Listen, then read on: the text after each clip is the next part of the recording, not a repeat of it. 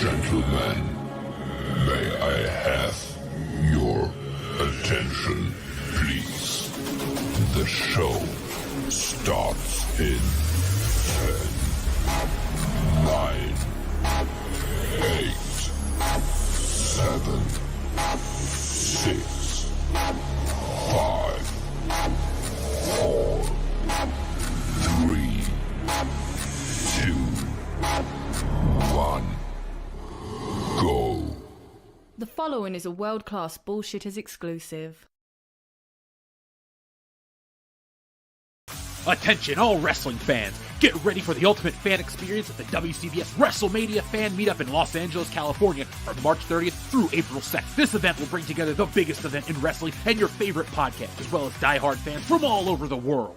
This is the perfect opportunity for fans to connect and celebrate their love of the sport as well as their love of us. So mark your calendars, grab your tickets, and get ready to suck it and join us live. Don't miss out on the ultimate fan experience of the WCBS WrestleMania Fan Meetup weekend in LA. And if you're not a wrestling fan, there will be other YouTube creator events, including a trip to the brand new Super Nintendo World at Universal Studios. So listen to World Class Bullshitters Live for more updates, and for more information, email worldclassbs@mail.com. Thebestmail.com, jabroni.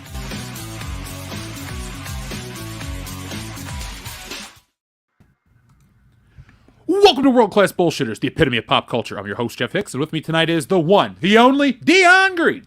Baby, baby, boys and girls, children of all ages, go fucking green. Dude, that's where my heart's been all week, man. Go green, go white. Folks, we don't usually cover that stuff, so we don't want to get into that, but Michigan State, man, you stay strong. I can't believe that happened, dude. Amen to that. That shit was fucking, it was absolutely crazy. All I could think about for a fucking day. It's like, you hear about these things, everyone's terrible, you always feel terrible, but it's like, for me, this is the closest way it could ever hit home. I don't have kids yet, so I'm not in fear of that, but I'm just so disappointed. Right. Yeah, man. Sorry, Nick, your intro got buried. Let's say hello to the last standing Samoa, Big Rig Nick Utam. Yeah. Forget about the other guy on the fucking show. I see how it is. Look, we literally forgot about the other guy from the show. Don't worry. So there you go. Now, folks, Kendo's sick this week. Yes, Coach Kendo celebrated too hard from the Super Bowl, so he will be back next week, or maybe late in the show if he's randomly hearing this. But there you go, God, Kendo. that fucking drunk Facebook call. Yep. I was that too dude. drunk to be in it myself, or else I'd have answered the call. Oh, dude, he's so drunk. He's smoking a cigar. His wife is like, "Why are you? Don't bring that in the house." He's trying to show off the kid and everything. I'm just like, dude. Yep, he's getting yelled at by his wife, talking to us, showing off the kid. He's just constantly in the background yelling at him. I was like, yep, he has ascended. It was interesting because we heard like he got super drunk because of he thought they were gonna lose, and then like they fucking came back and like he got even more drunk just cause. Yep. It's wonderful. Glorious style. Fucking wonderful. Now, Nick, speaking of wonderful, we're going to start this week's show by saying hello to our wonderful members who joined the WCBS membership program. So, hello to our wonderful members like Joseph Bienowicz, Rebels08, Adama's here already. We also have Xavier to God, who's joined. Asado Fortune's here. Hello to you. And, folks, we're going to be giving a shout-out to everyone tonight who's joined our membership program, but we want to say thank you to everyone who has joined. As you guys know, you have new access to new content. Some of it has been blocked on YouTube before, but now all of a sudden, there it is. Old streams, new episodes, certain things you've never been able to see before. And we're migrating the Patreon content over to YouTube. So be on the lookout for that, as well as new things coming as well. I'll give you guys early access, behind the scenes look, everything that you guys want from WCBS. So just, join our membership program. There's 3 tiers, and we load them full at each tier. The $5 tier, which is, it's cheaper than a dozen eggs these days. So if you join at that level, you get yourself access to exclusive member streams, the chat, the polls. You get access to our awesome emojis with art by me. It's awesome. So do it. Get a membership. And guys, when we reach our certain goals behind the scenes, we're going to get ourselves some members-only jackets. So, folks, be on the lookout for that when we wear those during our members-only streams. Dean H. Hello to Dean H. He's now a member. Hello, Dean, and thank you for joining the WCBS membership program. We also have our friend Greg Kirby. Greg Kirby has joined. Well, there's Hank Hill. Love Hank Hill. So thank you for joining, Greg Kirby. We appreciate your support. Enrique Vasquez, thank you very much, friend. Be talking to you soon. And Joseph Bianowicz, you are a member of the program, or of the channel, and you requested this, so we'll press this before we get into tonight's show. Thank you. Now, guys, we're going to be talking about a few things tonight. We'll start out our show with a little bit of housekeeping, and then we're going to get into the Ant-Man review, and then we're going to talk about a few other things tonight, because Phase 5 has started, folks. We're here. We've entered the quantum realm, and I've seen it. I was there. I saw it all, and it was very underwhelming, and we'll talk about that in just a moment. We're not going to honey dick you and make you wait very long, because that is tonight's main topic. I just wanted to tell everybody to go to titsandart.com right now to get yourselves a copy of our newest book. Oh, Monster01 has just joined the WCBS membership program. Thank you, Monster01. Monster01 also got a copy of Tits and Art. He was one of the first people to get it, I believe, back at the autograph level. So thank you, Monster01, for everything. Well, folks, if you want to continue to support the channel and help us grow, be on the lookout for new things that we're bringing out. Also, members, everybody eventually, I am getting ready to have an interview with some people that have created a show that we all grew up with and loved. So I'm working on that interview. I already have the date locked in, the recording time, everything's done. I'm working on the questions. I don't know if I want to make the announcement just yet, but I might want to let members ask specific questions. So the recording happens in a couple of weeks, and it's a cartoon, and that's what I'll tell you, and it's a show we all grew up with, we all loved, and it's considered one of the all-time greats. So Nick, Dion will tell you more behind the scenes, or maybe I already told you guys, but be on the lookout, folks. That interview probably drops, I record on the 8th of March, probably drops on the 10th. So join our membership program and find out exactly what you're going to be getting soon. Now, guys, oh, Xavier, I can't tell you yet, man, but I'll give you a hint. You weren't born when it first came out, but you'll like it. You'll like it. Everybody in the chat likes the show. Oh, man. So, guys, it is time to talk about Ant-Man and the Wasp: Quantumania. Let me pull up an image so we don't just look at the background of the WCBS. Hold on a second. Let me pull this up, because this is what the quantum realm kind of looks like. I'm going to give you guys a little visual representation tonight. Give me just a short moment, but I think it'll pay off.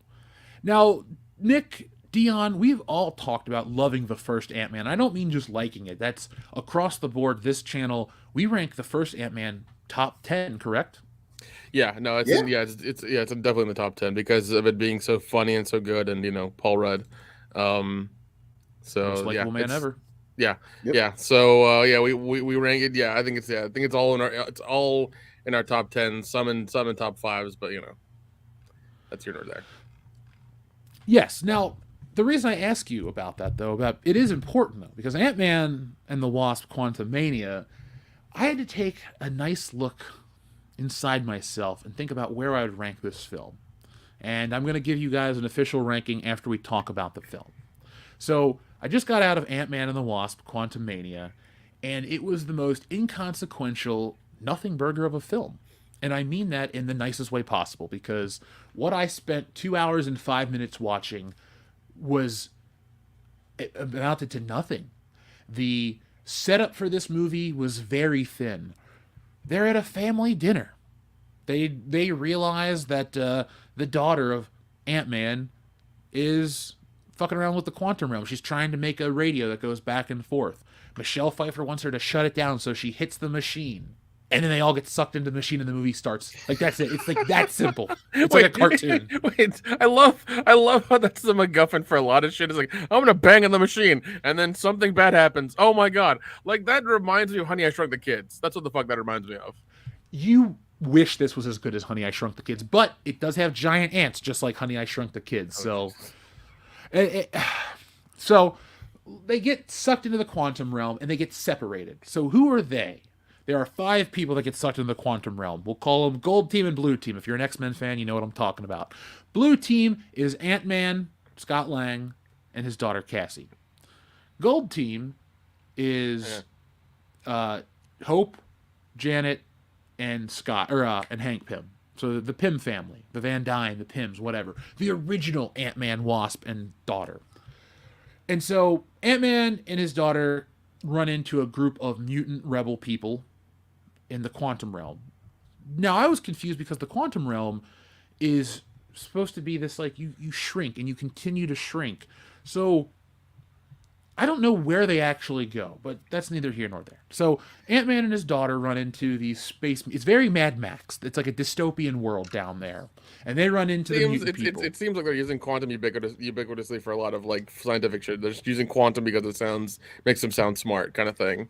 Oh, dude, it is that 100%. And on top of that, dude, this movie is a chameleon film. And what I mean by that is it blends in with so many different things. There are times when I thought I was watching a Star Wars movie.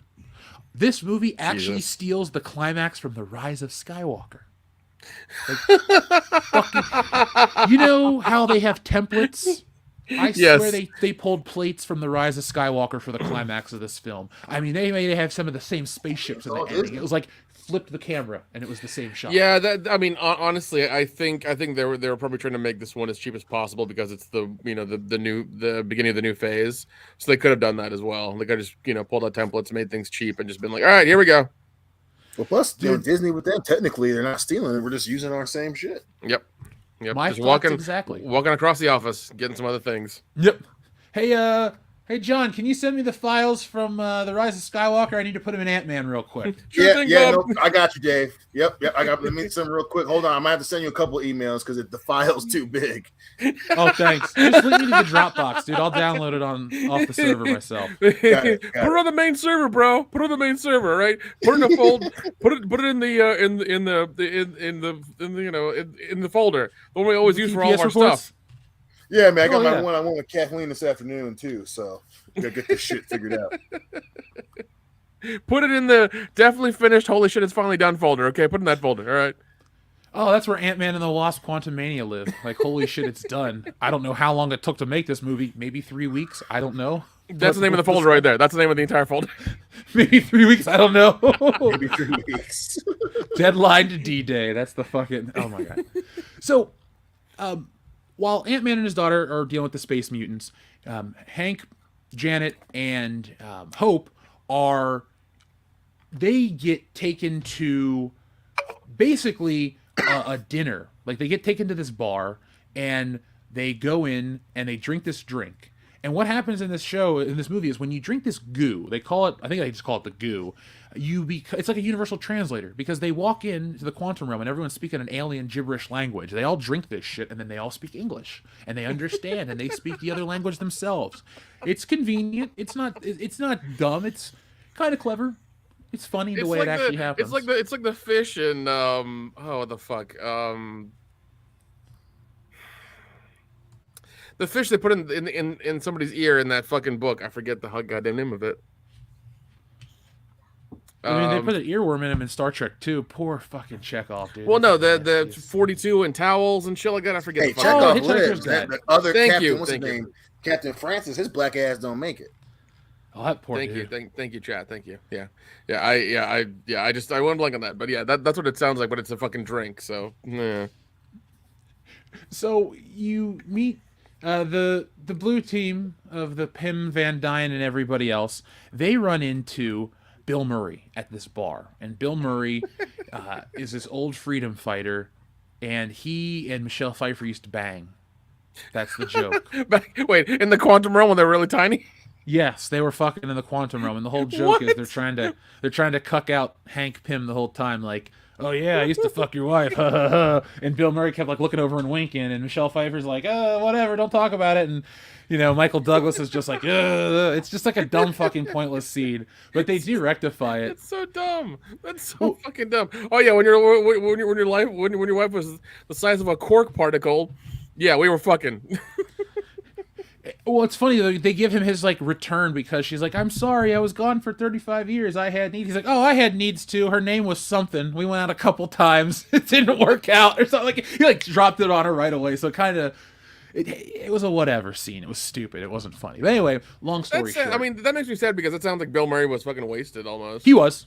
That's terrible. It's terrible. It was the worst Bill Murray cameo ever. If you think of the Heights of Zombieland's cameo and you think of the Ant-Man and the Wasp and Quantumania cameo, it's like night and day difference. One is an all-time great. You think of cameo, like, holy shit, they knocked it out of the park, a fucking home run. This is a strikeout, dude. It's a fucking swing and a miss. This wasn't funny at all. And so, thankfully, it was a very short scene.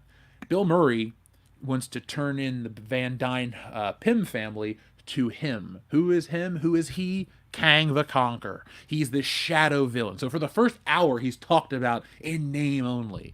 And this movie really goes nowhere.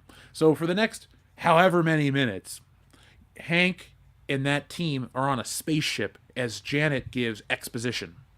And the whole time that's going on, Scott and Cassie, they're dealing with MODOK. They get kidnapped and captured by MODOK. And I swear on my life, I have never seen shittier CGI. MODOK is the thing of nightmares. And it's not like the design, I didn't know what I was getting. They took the actor's head and just stretched it over a CGI model, and like, I don't think they finished it. It was like a different resolution. It didn't look good. It didn't have the right depth.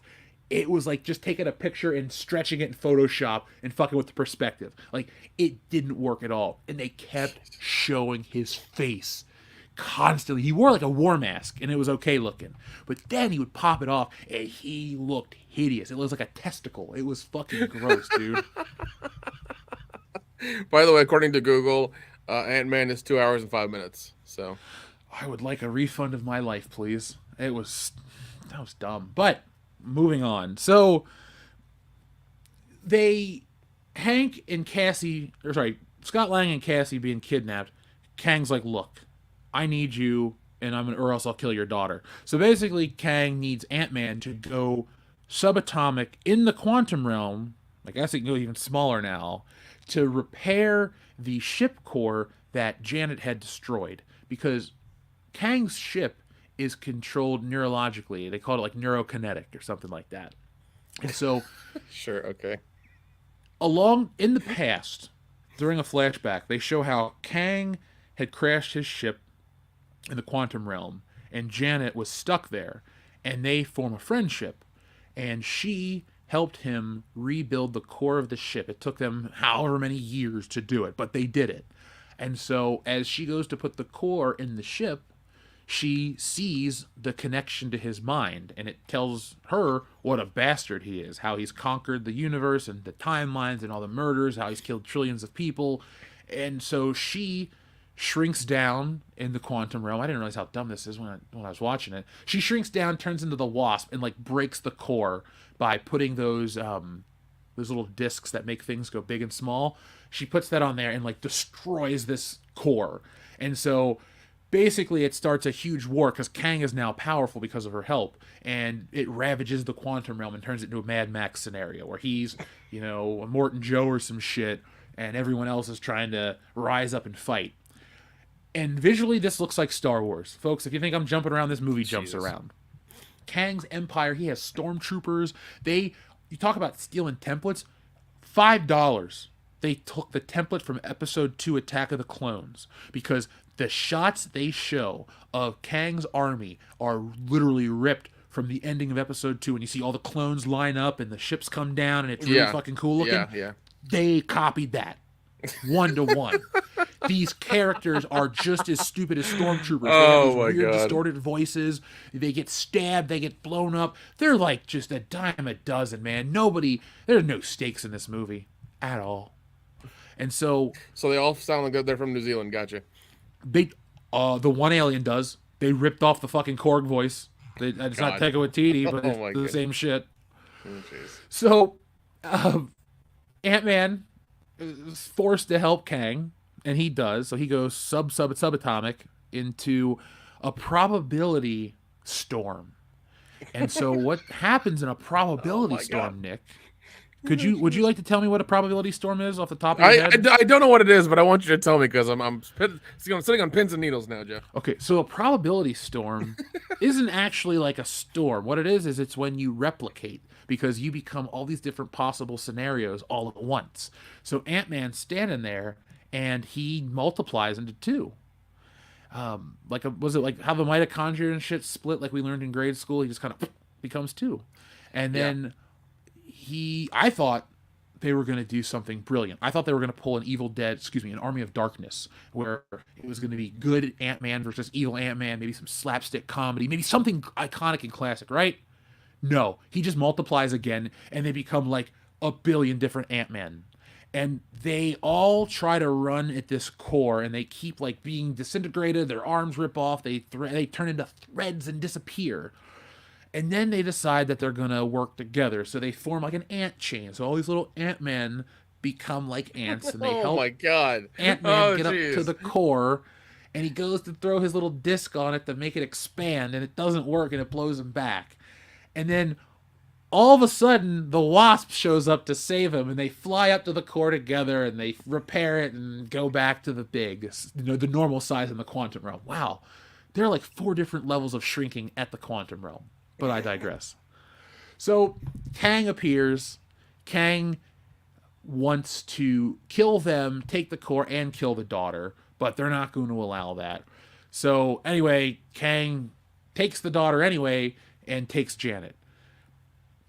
The daughter escapes from prison herself. She rescues the warrior princess of the nomad mutant people, and they send out a signal from Kang's base, and all of the refugee mutant people storm the castle like the end of the Living Daylights, or the Mujahideen attack the Soviets, or like at the end of it's like the end of Return to the Jedi or the Rise of Skywalker, when the indigenous people all come up to fight the Empire. It's the same fucking ending, and it's literally like the plates from Rise of Skywalker are used. All those ships, remember that shot in the Rise of Skywalker when it's like a sea of 5 ships that they just repeated a bunch of times? That's what this is. All of a sudden, randomly, these spaceships just appear to fight and save the day at the right 0 hour, Deus Ex Machina style, just like the Rise of Skywalker.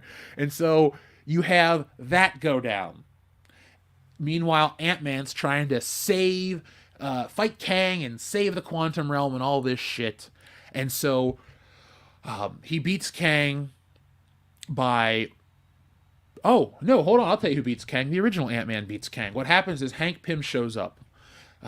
What happened earlier in the movie when they all got shrunk and sucked into the quantum realm was they sucked in not just them, but it sucked in the laboratory and everything with it, including the ants. Of course it did. Oh my God, how convenient. Yes, so of course it did, Nick. So in the quantum realm, Hank Pym's ants lived 10,000 years in one day.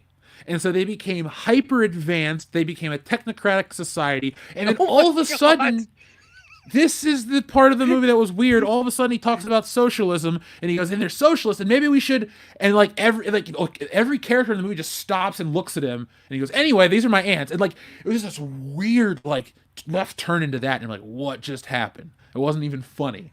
And so I was like, all right, whatever, Ant-Man, let's get back to the plot. I mean, it would have been funny if he said some sort of like ridiculously long, like something about, some society like that, pseudo-democratic, libertarian, like something really long and just like meaningless. That'd have been funnier than being like, oh, they're socialists. It's like, why is that in here? Why the fuck did you say that?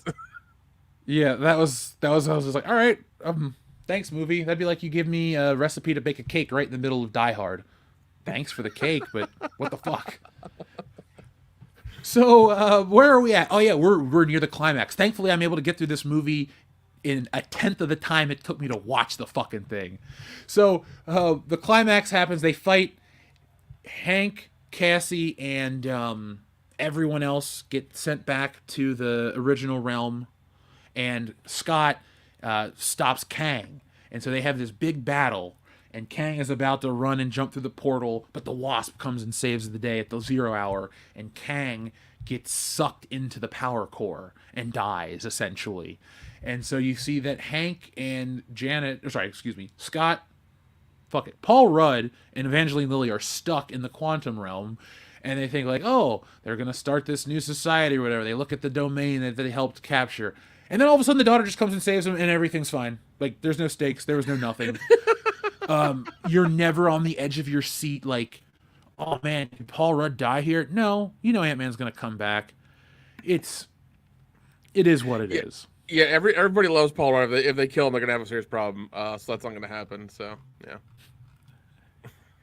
And so after that happens, they all get sucked back into the real world, and what happens? Sorry, nothing really happens after this. The movie ends. They get back to the timeline. Scott's walking around thinking to himself, inner monologue style, oh, is the day saved, or is he going to come back at any time? And, you're kind of just left with, oh, maybe. And so, post-credit sequences, let's talk about those. First one is all the different Kangs. Now, I didn't bring this up during the abbreviated review of this movie because I figured you guys would want to talk about this part a little more. This movie rips off Rick and Morty. It is essentially Rick and Morty, the fucking live-action PG-13. Like, instead of the Council of Ricks, it's the Council of Kangs. They have, I get it that multiverse shit and Kang the Conqueror predate Rick and Morty by fucking decades, 50 years plus. But they ripped it off from Rick and Morty. They even have this weird gel slime character that's essentially a Rick and Morty alien. Almost sounds like Justin Roiland's voice. It's really fucking dumb.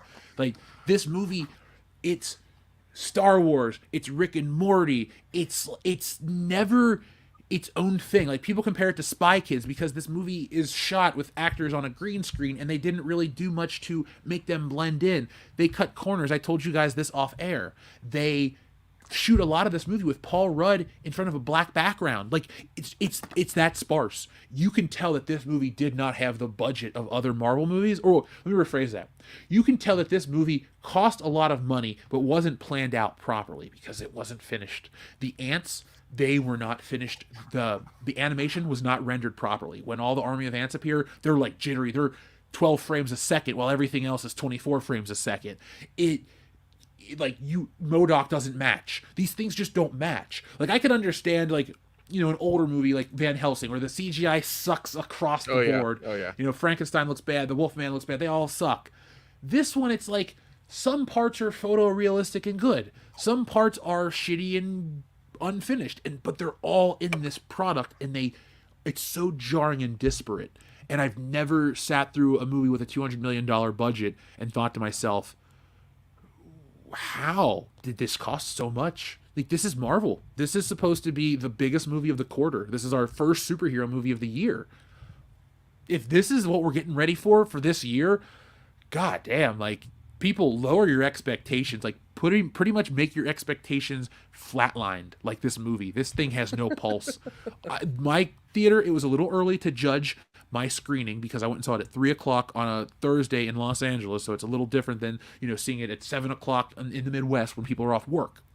So I can't judge that. But not a lot of people were at my screening compared to other movies that I've seen at this time of the day. And I just don't really see Ant-Man taking it too far. This is not a $1 billion movie. This is not even a repeat watch movie. I don't think I will ever sit through Ant-Man and the Wasp: Quantumania ever again. And I'm not mad. It's not me yelling out and screaming and reeing. It is legitimately the most useless, pointless experience to sit through. If you are worried about the bigger picture, you do not need to watch this movie because Loki told you enough that you need to know about Kang. And that's what I wanted to transition. Loki and Vision got together? I'm sorry, what? Loki and Vision got together for Loki Vision? Yeah, they did. It was a really great crossover directed by Axel Braun. I got a copy if you want. You know those memes? I downloaded the wrong Avenger movie? Nah, dude, this is the right Avenger movie. You gotta see it to believe it. Whew. Hell yeah. Dude, he's an android, but you never believe what he can do. Anyway. No, but in the show, so the Quantum Realm, you have the Council of Kangs. That's the first post-credit sequence. And the second post-credit sequence is the interesting one. You hear Kang's voice, and you see this 1900s dressed old black guy, and you're like, oh, okay, maybe this is the original Kang. And then all of a sudden, there's Loki looking at him in the crowd. And you're like, oh shit, Loki's there. And you look at Kang, and then you look back to Loki, and then it cuts over and it's Agent Mobius. And you're dropped in the middle of an episode of Loki. So if you do like the Marvel crossover, the never-ending saga, that's the one positive I'll say. The final post-credit sequence was good enough to instill interest in Loki, and it was good enough to at least make it feel like it used to. If you're chasing the high of the MCU and how fun it used to be, you'll get it out of this scene, but you probably won't get it out of the movie. You know, if money's tight right now and you're thinking about other things besides dropping $20 to go see Ant-Man, do that. Jeez. Yeah, I mean, I wasn't gonna go watch it anyways. What'd you say? Oh shit. Danny, there, buddy? Yeah, I'm there. I was my speaker died, so it took a second to reconnect, and then you guys are okay. Thank God I didn't fucking follow the Quantumania. I love you guys. Dion thought he was in the quantum realm for a second. Yeah, so that was Ant-Man and the Wasp: Quantumania. Let's get into some of the stuff that people want to know. First off, what would the number score be out of 10? This is a tough one because I always say a 50% is a failure of a movie, and this is a 50%, 5 out of 10, maybe. I can't go 4 out of 10 because that's putting it near Captain Marvel, and it's not as bad as Captain Marvel. Actually, folks, for as apathetic as my review has sounded, this film is better than a majority of Phase 4. So, by comparison, I would say Ant-Man 3 is better than Black Widow, Shang-Chi, Eternals, Thor: Love and Thunder, and Black Panther: Wakanda Forever. If you thought those movies were shit, this is slightly better, but it doesn't fix any of your problems. Now, if you have any of the social, political issues with Marvel that you don't like, some of the actors or some of the views or some of the opinions put into these projects, this movie doesn't have that. That's the thing Ant-Man and the Wasp 3 has. Like, it's completely bereft of any of that shit, the dreaded W word. Like, if you're really concerned about that kind of shit in your movies, don't watch it for other reasons. Like, it's free of that. Anybody that's going to scream about how it is, no, it's stupid. It's got that stupid line, but it's that. That's the movie. There's nothing even to dig deeper on a deeper level. This is not, Kang's bigger picture, or, the comparison to the real world. Like, this isn't a deep Marvel story. Marvel's not deep anymore. There's no parallels. There's no allusions to greater things.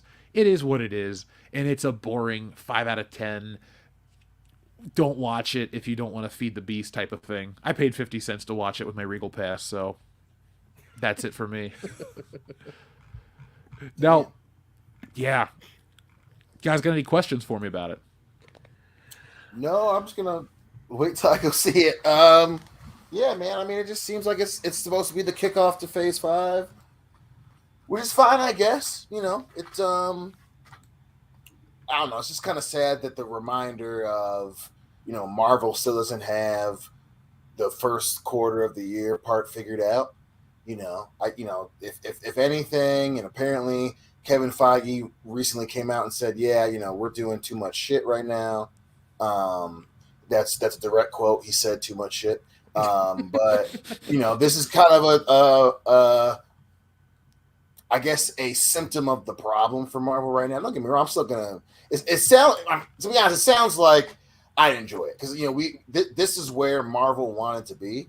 But yeah, I mean, it's just kind of sad that it's another reminder that this isn't Phase 1. It's not even Phase 2 or 3. It's just they're pumping shit out.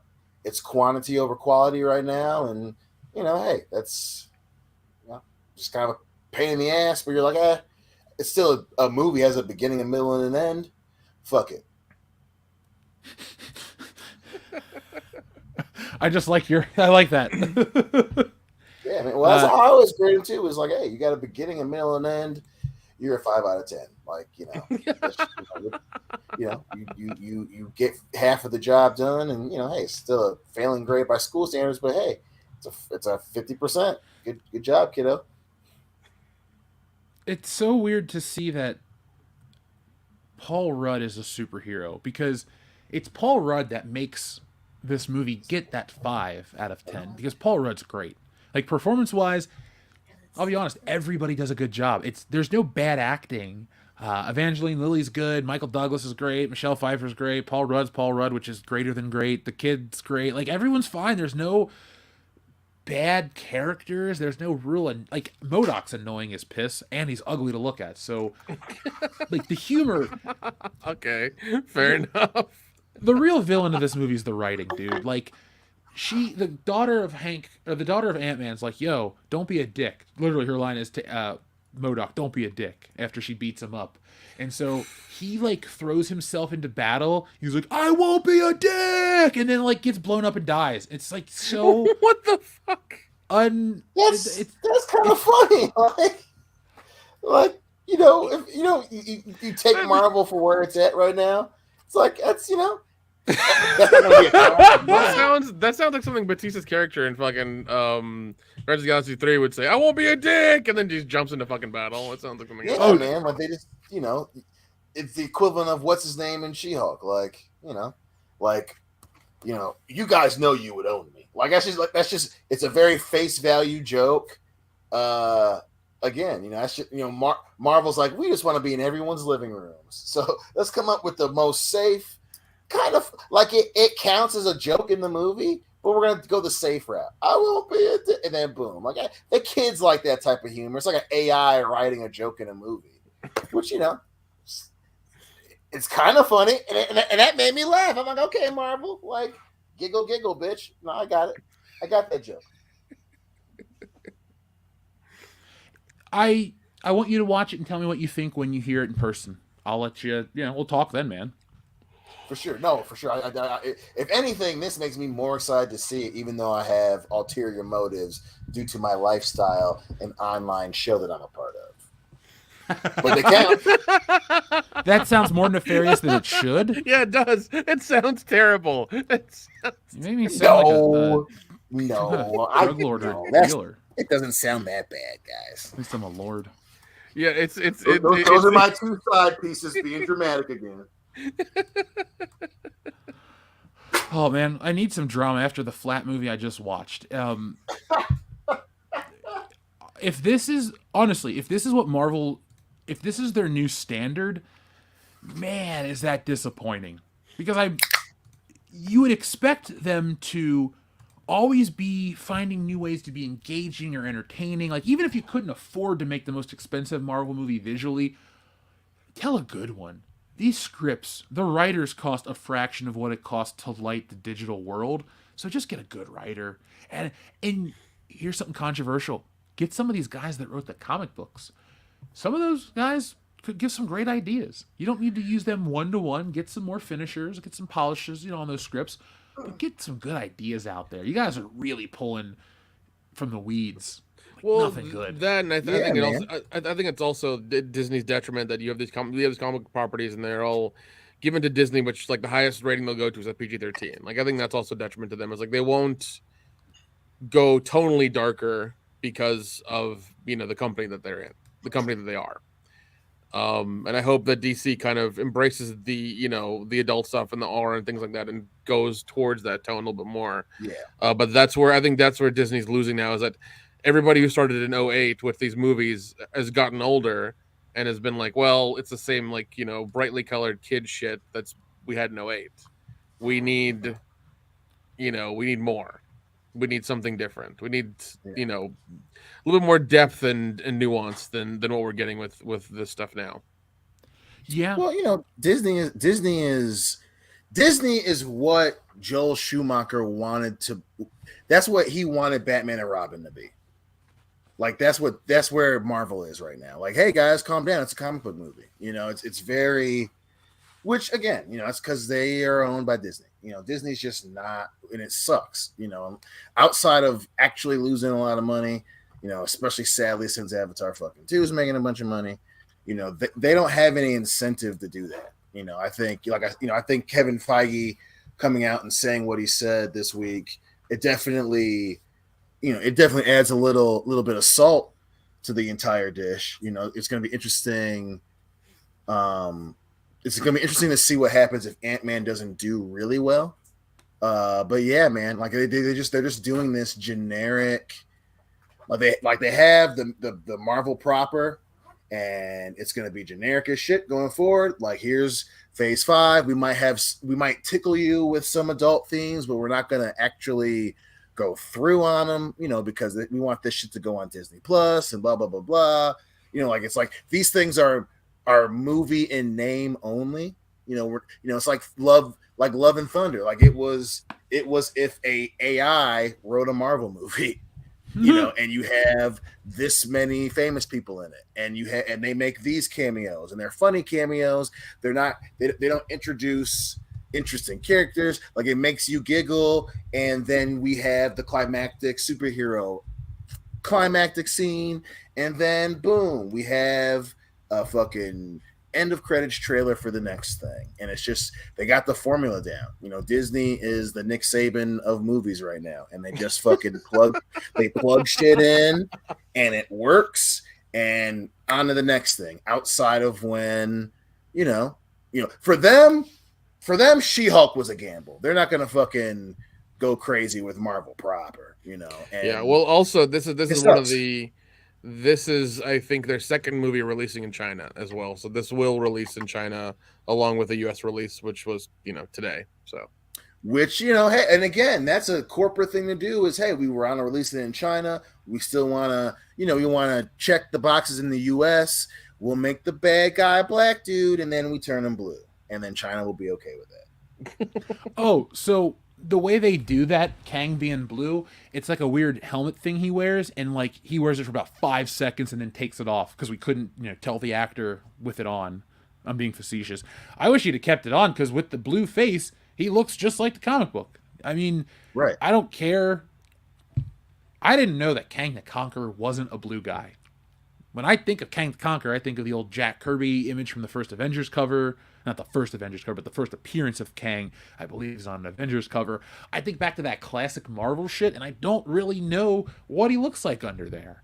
And so I've always thought of it as a blue guy, and so with weird features. And so when I saw him with the mask on, I was like, all right, that's close enough. I do wonder if China is going to get a cut where he wears the mask the entire time. Probably. I would love to see that. I would absolutely love. We should keep an eye on that for the channel. At least I think the fans would love that shit for sure. Like, hey, if we can get like a China cut, it would be interesting to see if they keep him blue the whole movie, or it's China, so they might be cool with the bad guy being a brother. They're like, yo, those motherfuckers, we don't trust them no way. Yeah, they would want to murder us in the real world because he's dark. Fucking black motherfucker, like I could see Darkness. I could see them having that's what you would call oh my god the China mainland version. They call it this is Ant-Man and Wasp Quantumania, the black motherfucker edition. Hashtag release the China cut. Release the China cut. Hashtag release the China cut. It might be better than the American release. It might be. It might be shorter too. 5.5 out of 10. Whew. Yeah. That quality, man. I don't know, man. It just I hearing that about this movie makes me be like, you know what? I'm excited for John Wick 4. Like it's just like John Wick 4 comes out in March, which makes me really like I'm happy it's coming out early. I'm just like they know we want it. They're doing it in March. Yep. Well, also, I think in a couple weeks we get Cocaine Bear, so we'll see how that goes too. Cocaine Bear is this weekend. Is it? Yeah, babe. Is it this weekend or next weekend? Oh, so it's next weekend. So Cocaine Bear is next weekend. Yeah, I'd have gone and seen that over Ant-Man. Yeah. So that's next weekend. But yeah, like I'm hopeful for that. I hope it's fun and ridiculous and it's a good time. That's really all I want out of it. But hopefully it's good. Well, I've seen 4 movies in theaters this year, and Ant-Man would be at the bottom. And, well, hold on. Yeah, Megan was definitely better. And then, no, Ant-Man might have been better than A Knock at the Cabin, Nick. We have to do something about that. We'll talk. Look, we'll make some content for the Patreon. Yeah, we went and saw that. We went and saw that for Valentine's Day. What'd you think of Batista? What do you think of Batista? I fucking love Batista's part in it. Yeah. I thought that he was awesome. Like, if anything, Hillary didn't like it. I liked it, but the fact that it was underwhelming was what pissed me off. I understand that point, yeah.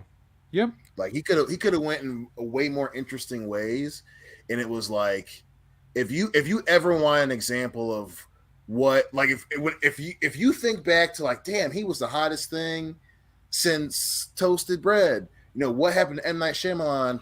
If you want to know what it was, watch Knock at the Cabin. Like that. That's why he fell off. Like that's why he made Avatar. Like it's a perfect explanation of what's wrong with that dude. But it's still a good movie. Like I liked it, but it's just like you left a lot of money on the table, son. You left a lot of money. Well, I mean, he also he adapted a book called I think Cabin at the End of the Woods or Cabin at the End of the World or something. Yeah, yeah. Mm-hmm. So yeah, I might I don't know. After the movie's really fucking depressing, even though it's you know it's okay. I don't know if I want to read the book. That's the thing. It's like I don't know if I want to. Yeah, if anything, it's one of those things where you're like, if I read it, I just want to know how much M. Night Shyamalan fucked up with it. Or, yeah, that's really the reason. Yeah, that's the only reason I read it. Because otherwise, I'm like, if this is that book, I'm like, damn, I'm not gonna read that shit because this ain't nothing new. Like this is hey, take your standard morality film or story told in a film about pure morality and then add some bullshit about the apocalypse, and that's this movie because it's still like you'll like it, like you like the concept, but the things that he could have done to actually make you give a shit about it because you know how the movie ends, he didn't do. Like every opportunity to do something really cool, he didn't take it. But he had good actors in it, so everyone does a great job. But it's like, yeah, you kind of watching this movie is like that part in Rocky 3 where Apollo's like, you don't have the eye of the tiger anymore, man. Like that is a Knock at the Cabin. Like you like it, but it's like you what does Mickey say? You became civilized. Like a Knock at the Cabin is an interesting idea with M. Night Shyamalan, but that bitch became civilized and it's not as cool as it could have been. Yeah. I thought The Happening was better than A Knock at the Cabin. Oh my god! At least it's stupid. It's not. I mean, I would. Well, at least, yeah. I mean, well, no. So... I understand why you think that because like shit actually happens in The Happening. Yeah. Right. Exactly. Yeah. I can at least laugh at it. Yeah. The ridiculous things happen, especially with fucking Mark Wahlberg, who's like, "Hey guys, what's going on?" Like that whole thing he does. Like it's funny. But yeah. Knock at the Cabin. I don't know. Jeez. I watched it because I was bored.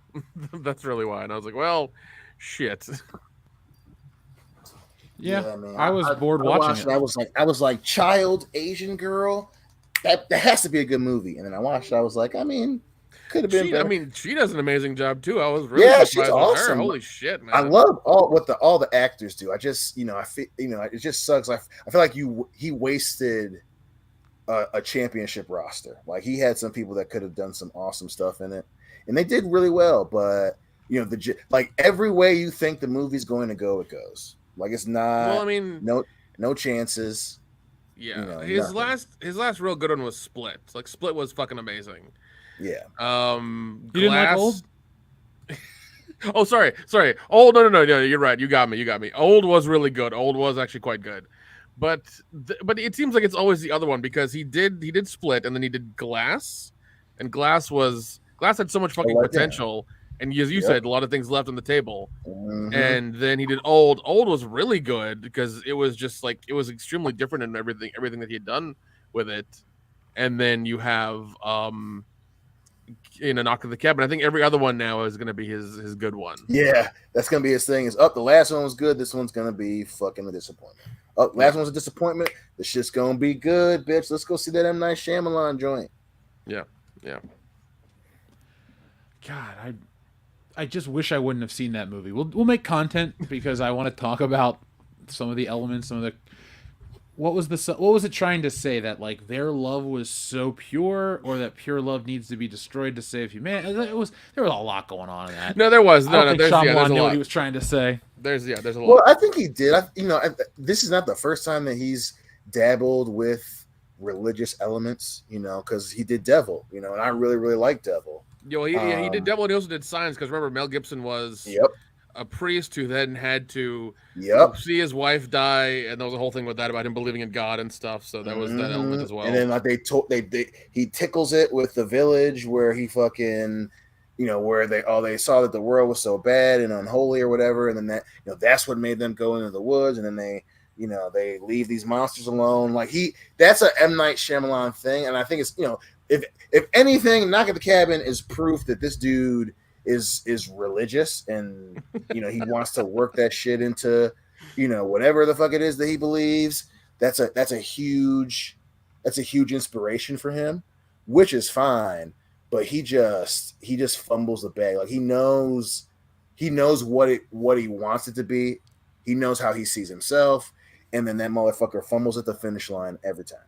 But yeah, every good movie, but the one that he wants to get all spiritual, that's when he fucks it up. Except Devil. Like Devil, I did like Devil a lot. Devil was good. But here's the thing: the one that I will defend, the hill I will die on, is Unbreakable. Is his best. Sixth Sense is good, but Unbreakable is his best. It's a damn good movie. Yeah. I agree. I'll fight by your side on that hill because I really like Sixth Sense, and I love the ending of the Sixth Sense. It's so good that it's funny. Even you could take it as a joke and you could take it as seriousness. But Unbreakable, and that ending when he goes, "That's the kids called me Mr. Glass." Like, God. Oh yeah, God damn it, dude. Oh jeez. Well, here's the funny thing is that Unbreakable is a superhero movie. It's 100% a superhero movie. Yep. Yeah. With no CG, no extra bullshit, no nothing. It's a superhero movie straight up. Bro, and the fact that he made a horror movie and that's a superhero movie, like it's in the same universe. All he had to do was cross the finish line with Glass. That's all he had to do. But he had to do the generic, they'll never see this shit coming, and it's like, bitch, what? What are you doing? Like his son is all weird. Like, what the fuck? This is a shitty ending. This is bullshit.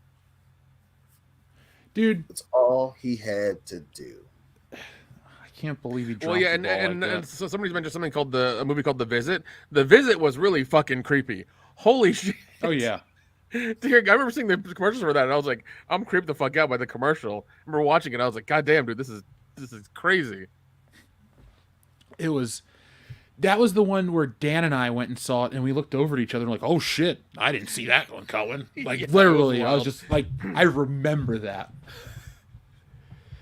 Now, I do want to say one more thing about MCU stuff before we move into our other topics. We're going to be talking about Bruce Willis and other things tonight, folks. But Ant-Man is done.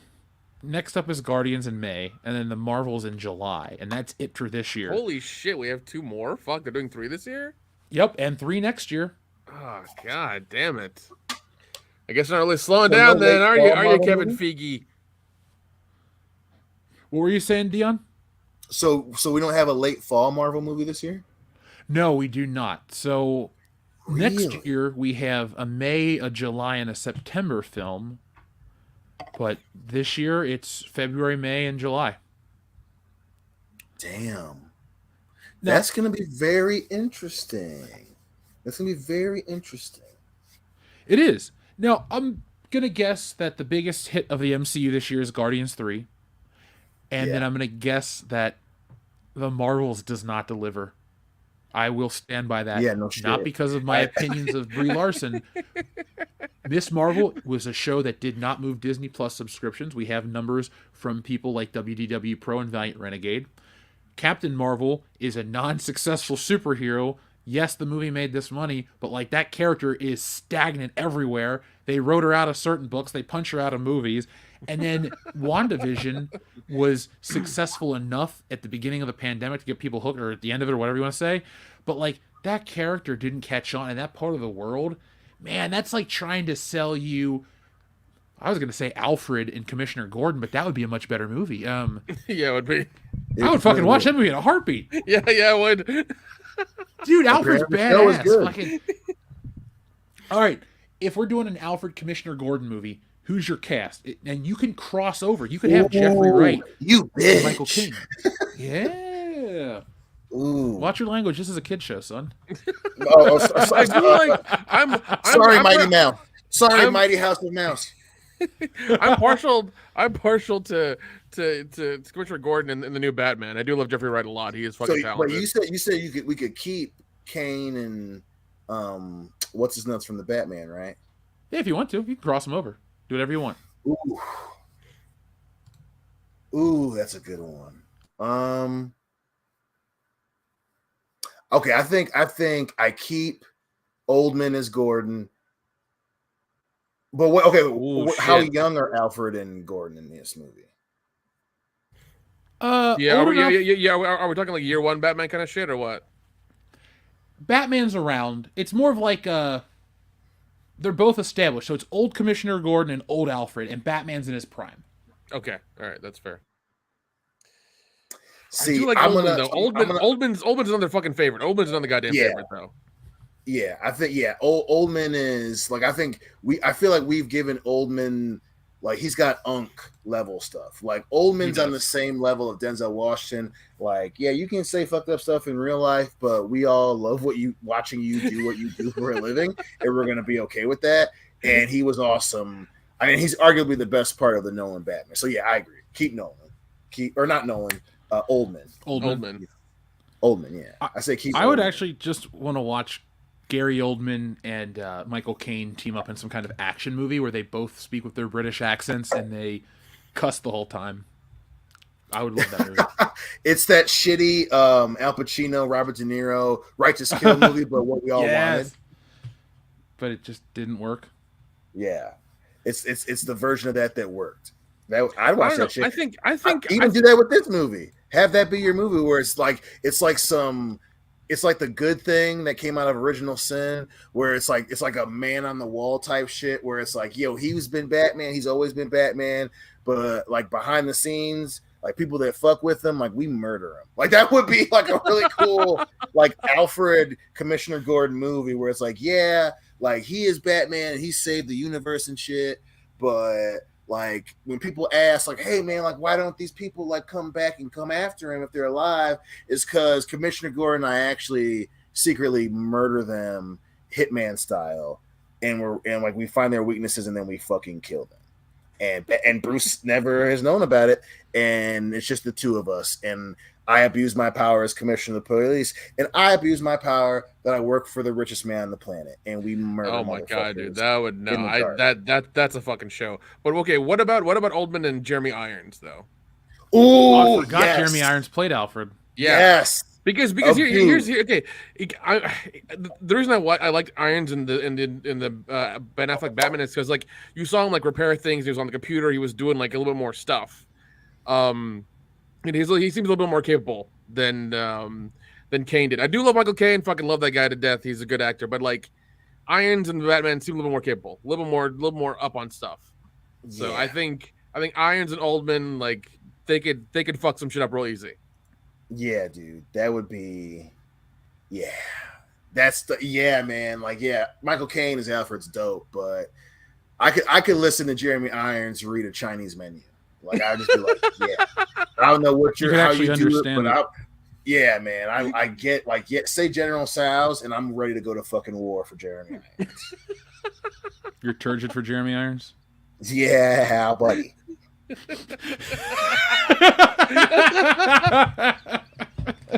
Oh God! Yeah, no. I'm down for this, man. I'm down for them doing like you said, like one abuses the police power, one abuses the billionaire's power. It's just like and like it's one of those things where like that would be a wonderful show because they would all the time be on the razor's edge of morality. It's like what we're doing moral and good?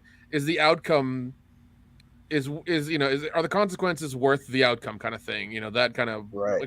Like what are they doing? I think that could be.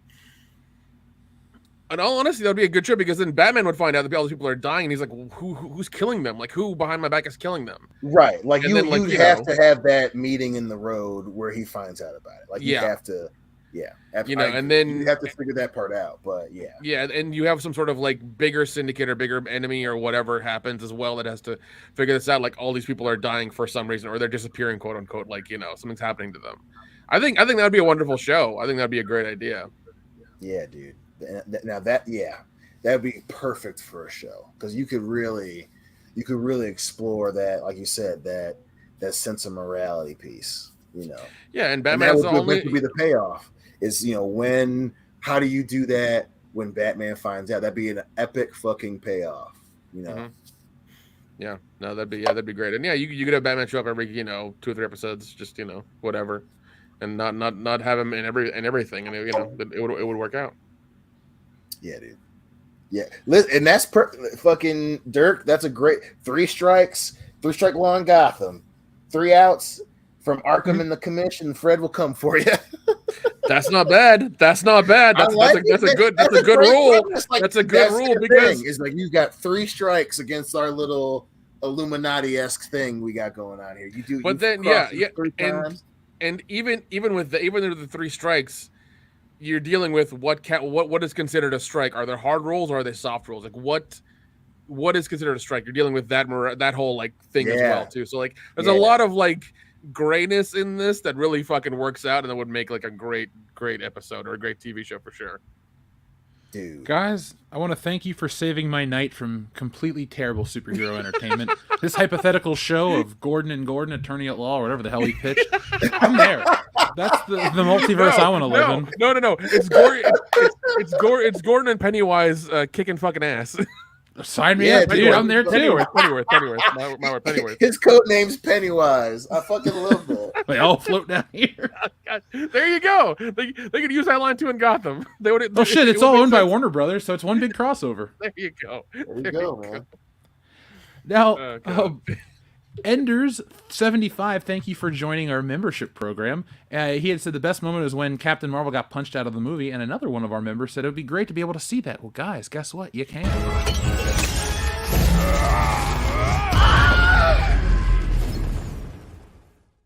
You got knocked the fuck out, man! Boom. Good. Broken like that. Oh, one of our best buttons. I love that one so much. I love So it.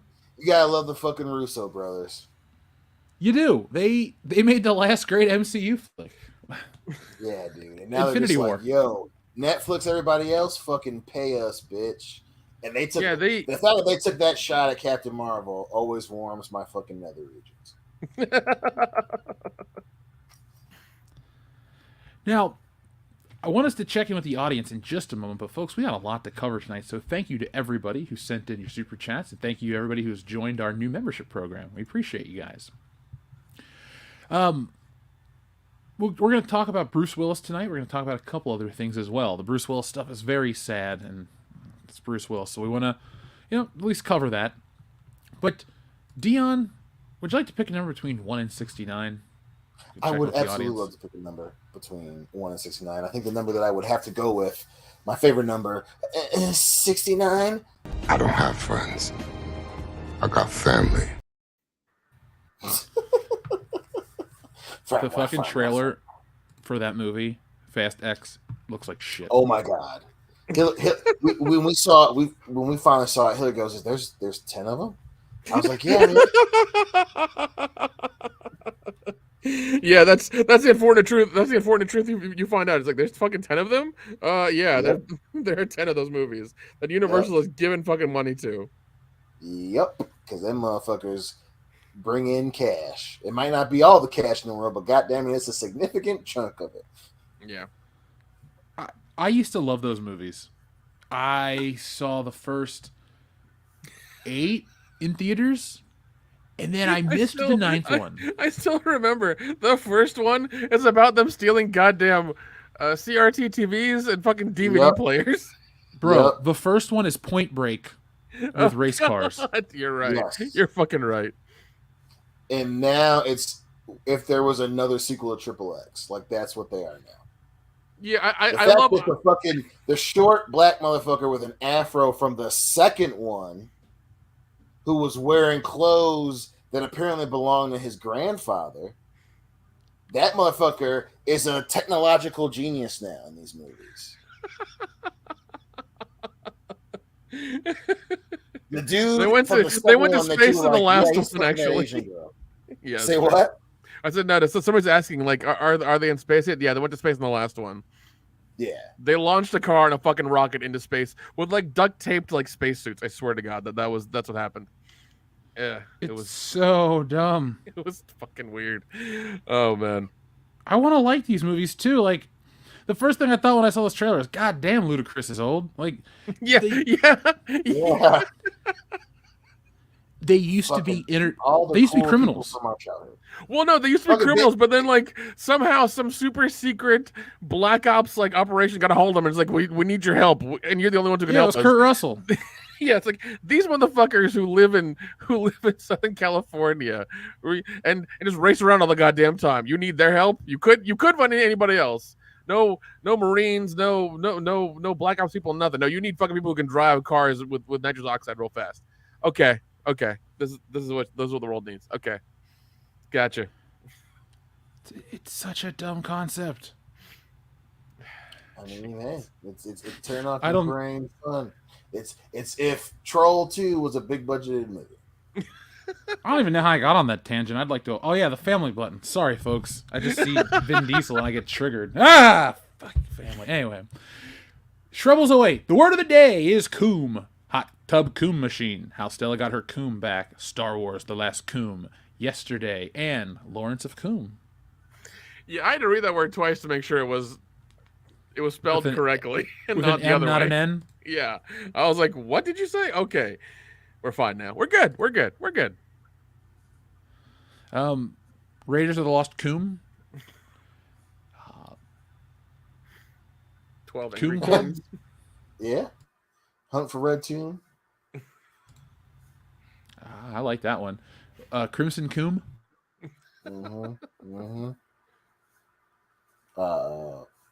Shit. Fuck. Tomb 2, Blood Orchid.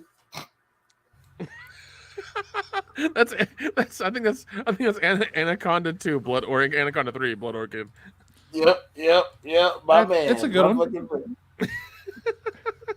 I love how those movies, like, the first one is good, the second one's okay, and the third one goes to Sci-Fi Channel every time. Yeah, dude. Like that. It's just one of those weird, like, this was a random movie that did really well in the 90s, and this is the direct-to-DVD sequel that was good, and then now we're a dumpster fire. Hey, we had Jennifer Lopez and her hard nipples in the first one, and now we've got generic actress number 7.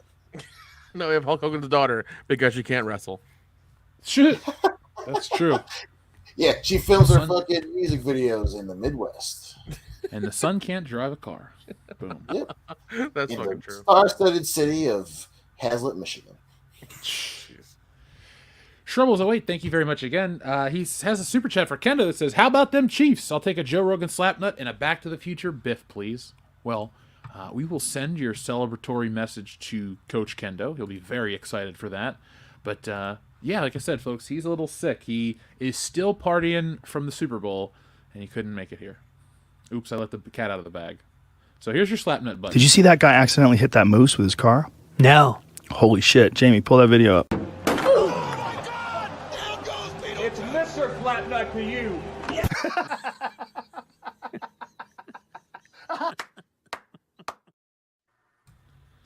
And then you also asked for one of these. Where's our old pal Biff?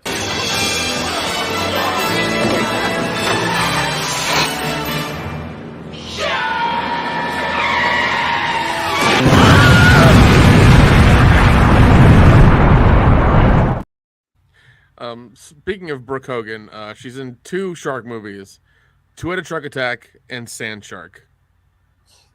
I have seen both of those. Yeah. I haven't seen Sand Shark, but I didn't even realize that she was in fucking Shark.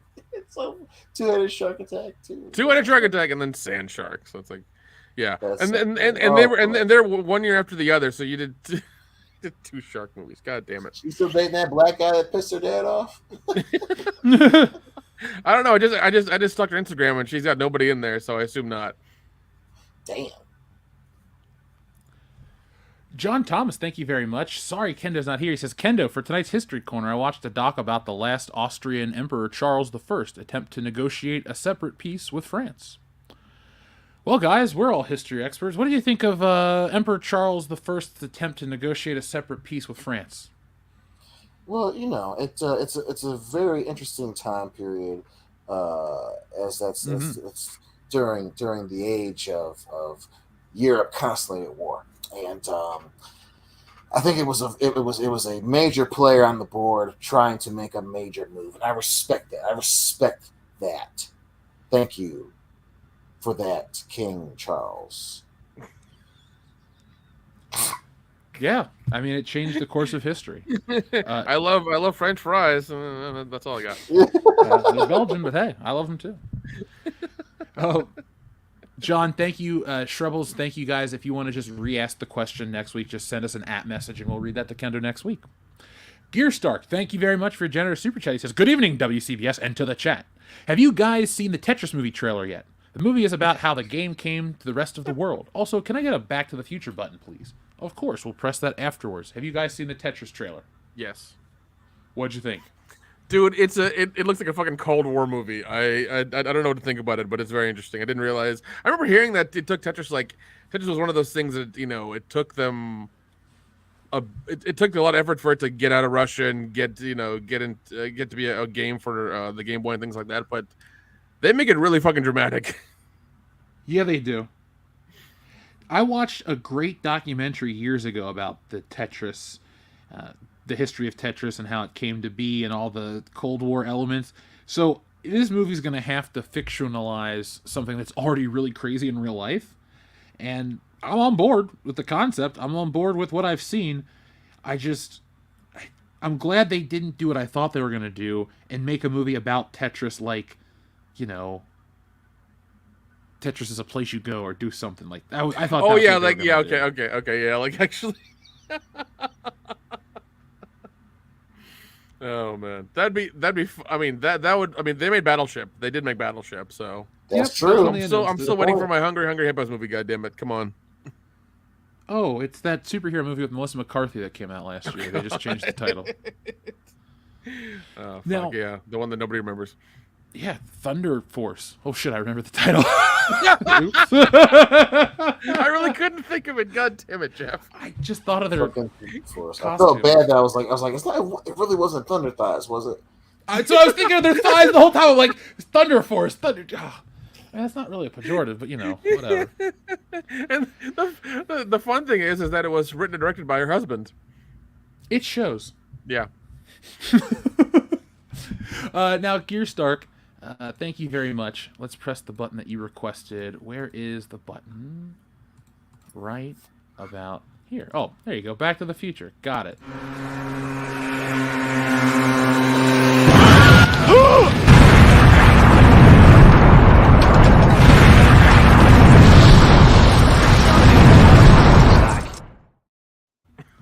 Jesus. Great Scott, Marty. So Georgian, isn't the title supposed to be Ant-Man and the Wasp Socialism Mania? Hello, Dion. Demonic horse noises. That line is uttered, like I told you guys, what Michael Douglas says about socialism and ants. Like I told you, then the other characters kind of stare at him and they leave the point alone. So yeah, I mean, if once again, if it's mentioned once and only said once like that, then it's not a big fucking deal. It's fine, whatever. They made a joke. They wrote it out. They executed it. It's in the movie, and it just didn't land, and nobody cared. It's awesome. Yeah, I'm sure there's gonna be a lot of videos made about it, but not on this channel. I'm sure, but like once again, if it was constantly that, then I could see a problem. But if it's like one and done, okay, fine, we're good. Yeah. Dr. Coffinails, you only coom twice. Enrique Vasquez says, "Hail 3/4 of WCBS, number 11 and 55, please." Well, of course, Enrique. Number 11 is right here. Hey, Stu, your rent's due, motherfucker. And don't be pulling that falling down the stairs shit on me, you hear? I know Dion loves that one so much. And then, how the 55? Jesus, this is far. You eat pieces of shit for breakfast? No. Gotta love Shooter McGavin. Isato Fortune, thank you very much. As I saw Ant-Man, and not gonna lie, I already forgot about it. A big foreshadowing of Phase 5. Can I get a dead Pokemon, please? Love you guys. Well, Isato Fortune, thank you very much for sending in your message. I'm glad you checked out Ant-Man to, we can talk about it. And thank you for being a member and being awesome. And yes, we're going to press that button for you right now. Let me get back to the other tab. And Pokemon is right. Who's that Pokemon?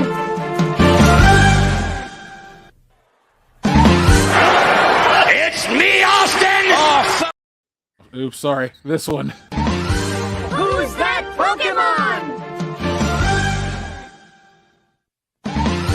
It's Dead.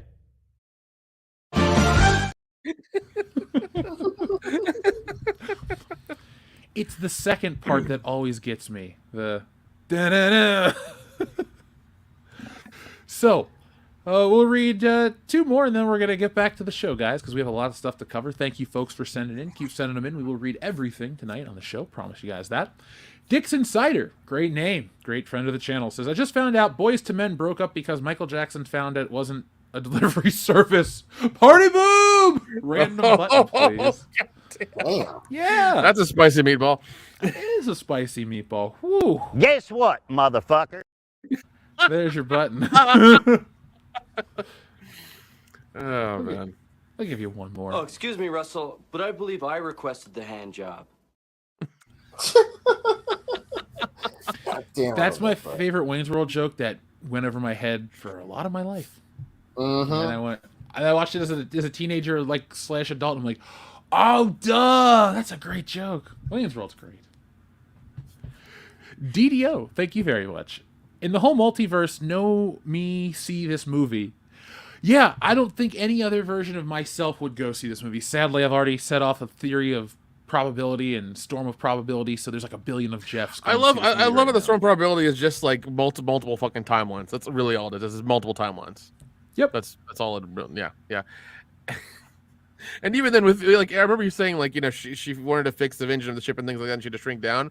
That reminds me of a Rick and Morty episode where the car didn't work and it had to shrink down into the engine and further, and it had to build a society out of these people who were just stepping on buttons and stuff to power the engine and things. It reminds me of that episode. I gotta go back and watch Rick and Morty. It's been years. The break is what I stopped with. Xavier to God, thank you very much. This will be our last one until we... Okay, we'll read 2 more because they're about Ant-Man. Xavier to God says, I see a meme where they compare MODOK to George Lopez from Shark Boy and Lava Girl from Ant-Man 3.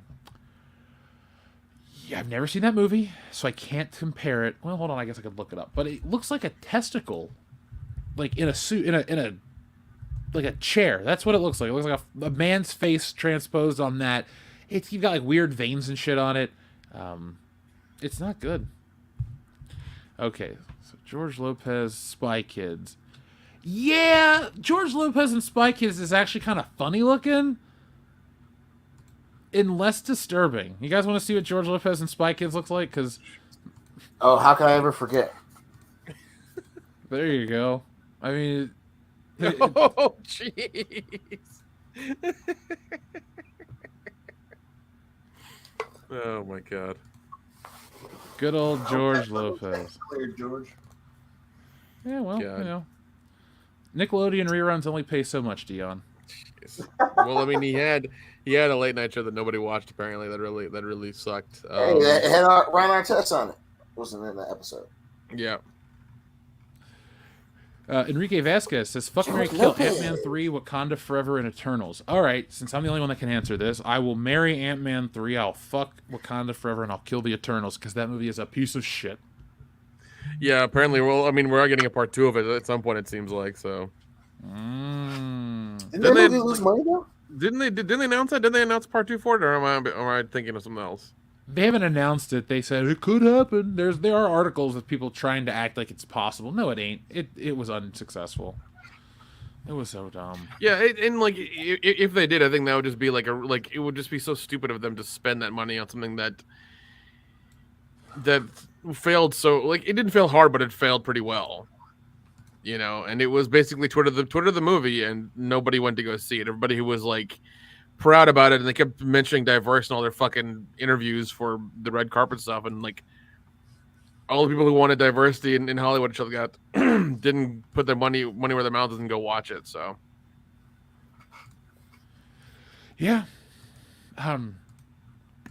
We're going to read one more, and then we're going to get back into the show. Kevin Feige, this is from Sejorjan. Kevin Feige saying Miss Marvel is the true leader of the Marvels movie instead of Captain Marvel sounds sus. Hulk having breathing problems, please. Yeah, that is kind of weird because it really is. It's like what Marvel's doing is the new character is always really the core of the center. They're trying to put more importance on this new character, and that's my issue. It's not my issue that it's a girl or a woman or whatever.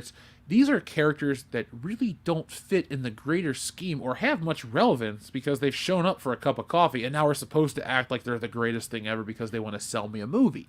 That was the complaint with Captain Marvel. Yeah, Brie Larson is unlikable and all her own shit is her own shit, but she didn't fit in Endgame. They didn't really put her in the movie. She was gone for most of it, and then when she comes back, she gets punched out of it.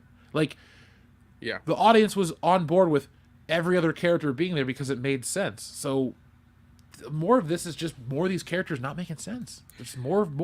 Yeah, and her being shoved into the 11th hour just because, you know, for a dumb fucking reason, if they had one, was terrible.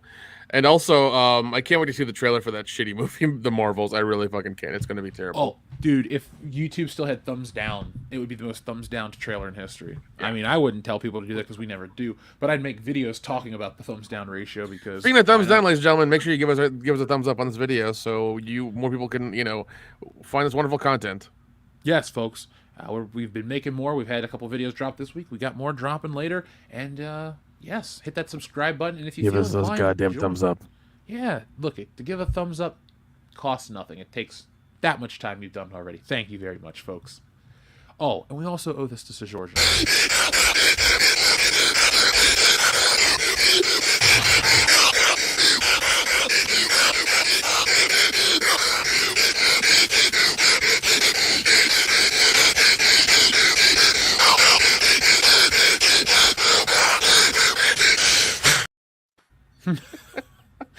It sounds like he has fucking asthma every goddamn time. A handful of people just joined the stream during that, and I wonder what they. Oh, yeah, Ant-Man and the Wasp. What the fuck is it?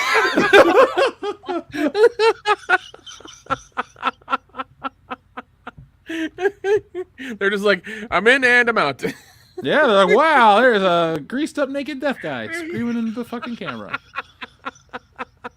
Brother. Oh my god. Now, guys, I wanted to ask your opinion on something. Now, we don't need to go to the entirety of the game or anything like that, but the Super Bowl halftime show has been pretty divisive among celebrities, and I just wanted to read you a comment made by somebody famous, and I want you to guess who said it, and then I want your opinion on it. You guys ready? Let's do it. Yeah.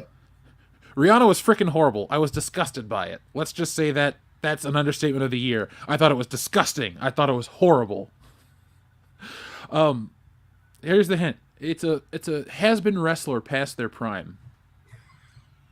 It's fucking Buff Bagwell. Nick? Is it Vince McMahon? It's Goldberg. It's Goldberg? Of course. Oh god. And like, here's the thing: like, I skipped the halftime show. I didn't give a shit about it. I went to go take a shit and do something else, and then I was like, "All right, the game's back on. Here we go." Like, I didn't care. I really didn't care. Yeah, dude. Man. I literally, you know, we were chilling and watching the game, but yeah, the halftime show. I mean, we watched it, and it's just like, you know, calm down, dude. You know, yeah, take a chill pill. Fuck. Now, I are just people don't know how mad? it's so divisive. Are people mad because she was pregnant and she did it, or like, what's the whole like fucking deal? I don't. Well, I mean, she phoned it in. I mean, it's an okay performance. It's not like terrible, but you know, like the first half of it, she lip sings, and it's clearly just a backing track, and then she just kind of sings when she wants, which is whatever, because she does a decent amount of dancing in it, and then she has her baby bump and shit, you know, and they have like the fucking suspended platforms and stuff. So it's one of those like, hey, it's a middling 5 out of 10 halftime performance, but people are, you know, they didn't like that it was, you know, and then there were people that want it to be like one of the best ones, you know, so you have those two groups arguing right now, you know, so it's just like, hey, she phoned in the halftime performance, so what? And I mean, like, maybe you shouldn't have a pregnant person do the halftime show. That's a thought. It's kind of like. I think to be fair, she agreed to it before she got pregnant, but at the same time, it's just like, you're Rihanna. Okay. That makes sense. You can back out and just do it another year. Like, because if you did, like, it showed that it's like, she would not want to be doing. She does not want to do this shit right now. I mean, there must have been a significant paycheck. That's why she fucking did it. She's like, all right, fine, I'll do it. Oh, God. Who wouldn't want to play the Super Bowl? For fucking money, you better do it. Yeah. No, that's true, man. That's true. I think, what was it? 50 Cent did one. I think 50 Cent was last year, right? Yeah, he was part of the Dr. Dre one. Yeah, that one was a lot of fun. I really liked that one. That one was really cool. It had all the sets and everything in it. It was fucking crazy. It was a lot of fun. It was awesome. It was fucking awesome. People were up in arms about that one before it came out, though, remember? Or right as it happened, too. It's like, that one was better than I thought it was going to be. And this one because Eminem was in it or some shit like that. Yeah, and I was like, really? Just shut the fuck up. I recall most people bitching that it was rap music at the Super Bowl, and I'm not the biggest rap enthusiast, but I'm like, what you're saying is pretty clear, guys. Right. Oh man, like I don't know. It's one of those things where like you have a remote and 8 streaming services for a fucking reason. If you don't want to watch it, don't watch it. Like, you know how long it's gonna be. Right. Like go refill your fucking beer. Make some more dip. Just fuck off for like 30 minutes and then come back. Like, it's as simple as that. You don't like it? Don't watch it. Don't need to go to fucking Twitter or Facebook or Instagram, whatever, and bitch about it for no goddamn reason. It's a waste of energy. Just move on with your fucking day. Well said.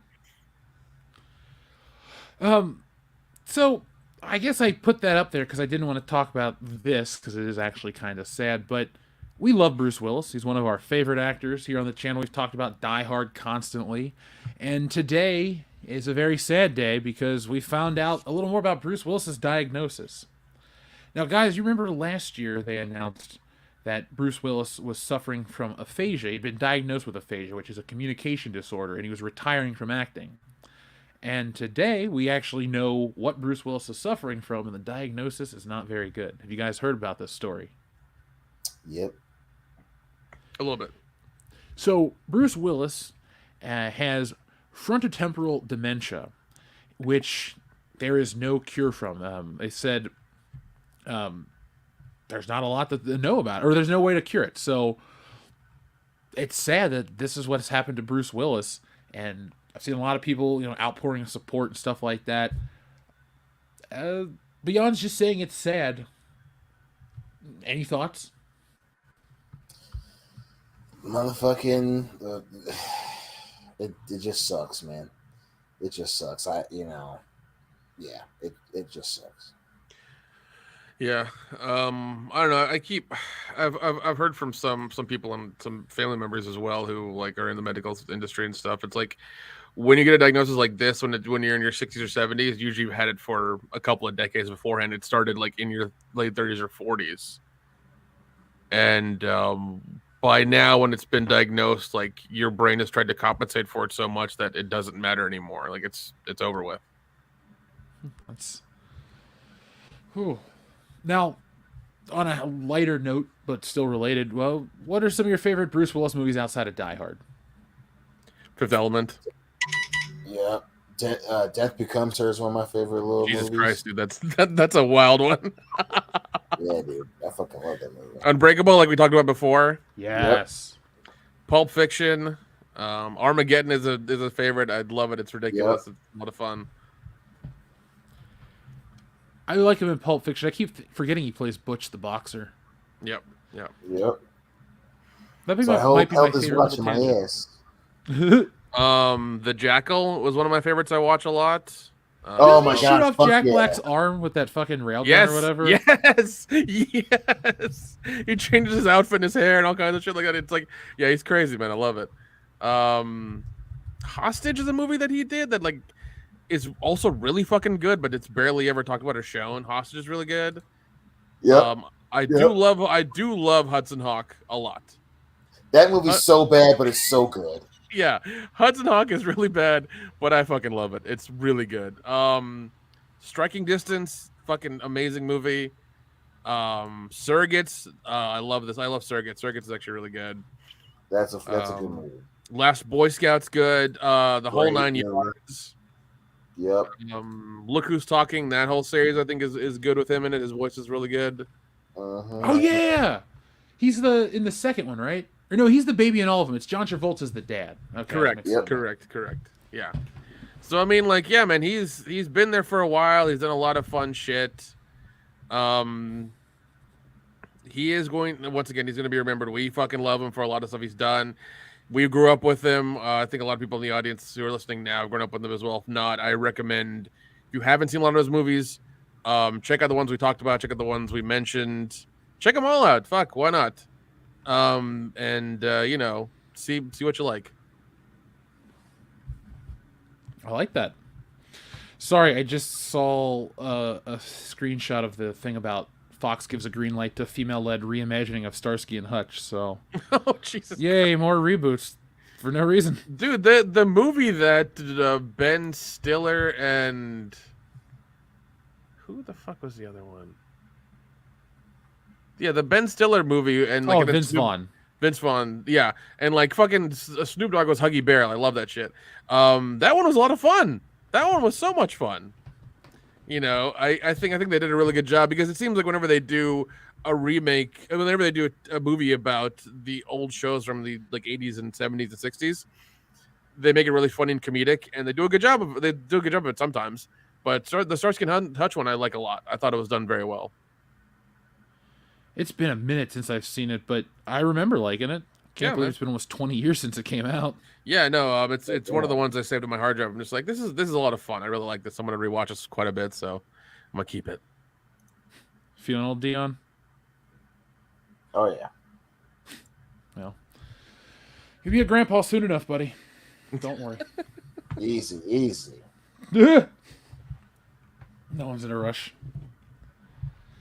Now, I guess we should check back in with our audience. What do you guys think? Because we have a lot of messages to get through. Oh, yeah. All right. So pick me another number, guys, between 1 and 69.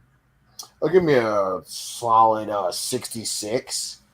This is like that scene in The Matrix. Now, you could take the fucking red pill, right? Spend the rest of your life jacking off, crying into your chai tea, green latte, what the fuck. Or you could take the blue pill. Or was it the red pill? Anyway, take the other pill and quit being a cunt. Which pill do you want me to take? Just quit being a cunt, that's what I'm saying. If only Disney could follow that logic. Just quit being a cunt. That's it. Just quit being a cunt. Mm-hmm. TLJ Screwjob, thank you very much. Got to give it to the far left. Black guy equals Kang.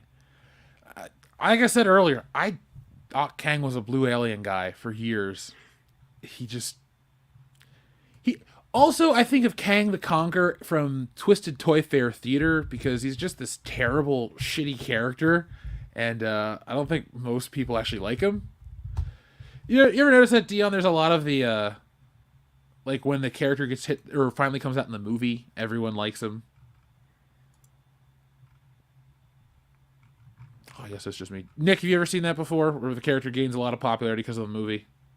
Yeah, I've seen it before. Yeah, it's and you know they always try to shift it a little bit. They try to at least introduce the character the way they look in the comic book for the first few minutes of the movie, like you said, and they go to like the actual actor or whatever they want, their own version of it, and it's cool because they're doing that callback to the thing from the original telling of the story, but then they have to do that fucking Hollywood thing where it's like, oh, we're gonna make it bright and shiny and new. It's gonna be awesome. We're gonna put something else in the costume. It's gonna be great. You're gonna love it. It's like I get what you're doing, but fuck you.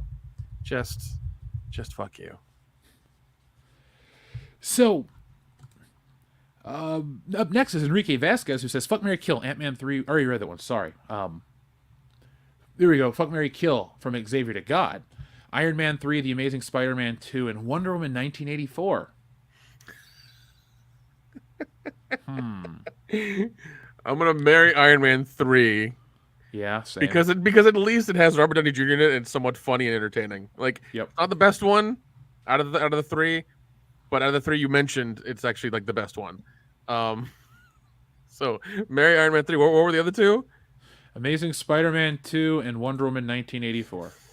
I will fuck Amazing Spider-Man 2 and kill Wonder Woman 84 because that was such an abysmal, like, dude. It felt like some Gen Zer made a movie about 1984 is what it felt like. Like, this is what you thought it was, and like this is their imagining of what 1984 was. Like, it was terrible. It was entirely terrible. And they missed all the good stuff, like the music. 100%, man. Like, it's weird because, like, you know, we've gotten the music and the stuff from like Stranger Things and that whole 80s thing that they're doing, but they couldn't do it with Wonder Woman. Like, what the fuck? And it's Warner Brothers. Don't they have a music label? Couldn't they just pull like Fleetwood Mac and other random 80s music off their label and just fucking populate it in their movie? I thought that was the whole point of these multinational corporations buying up entertainment conglomerates and merging with other entertainment conglomerates, so you can just pull from the catalog and do anything you want. Oh well. Yeah. Well. Up next, we have one for. I agreed with you, so we're gonna go with that way. DDO, thank you very much. Says, did Dion pay his $100 for losing his bet? Yes, he did. Paid it forward.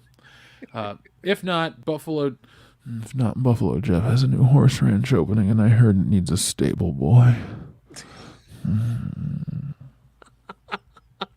I haven't heard that in a while. Your old pal Buffalo Jeff will be back more next week.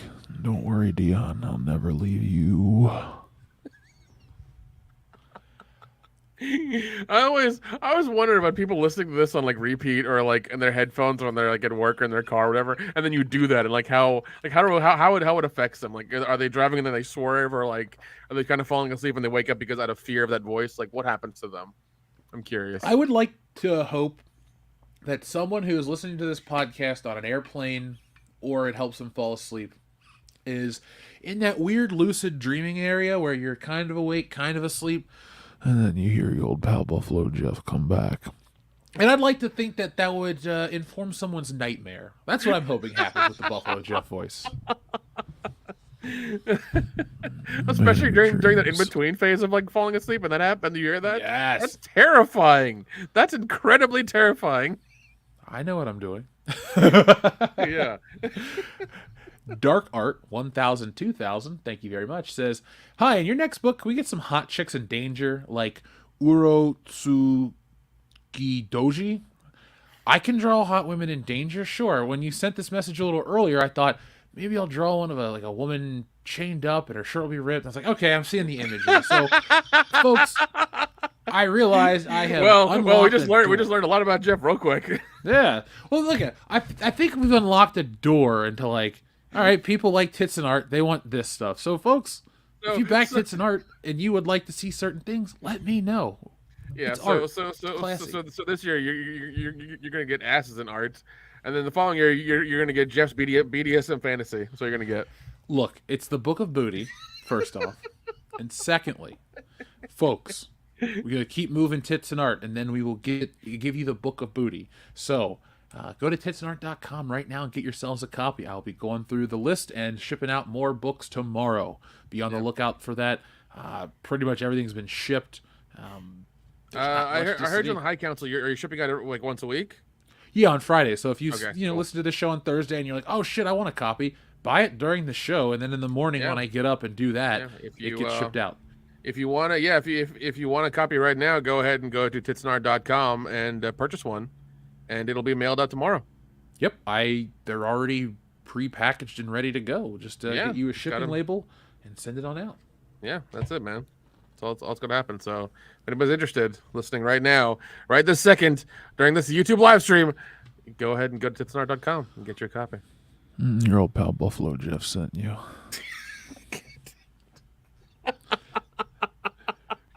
Goku. Are you timing those out like every 15 minutes? You're gonna do it now.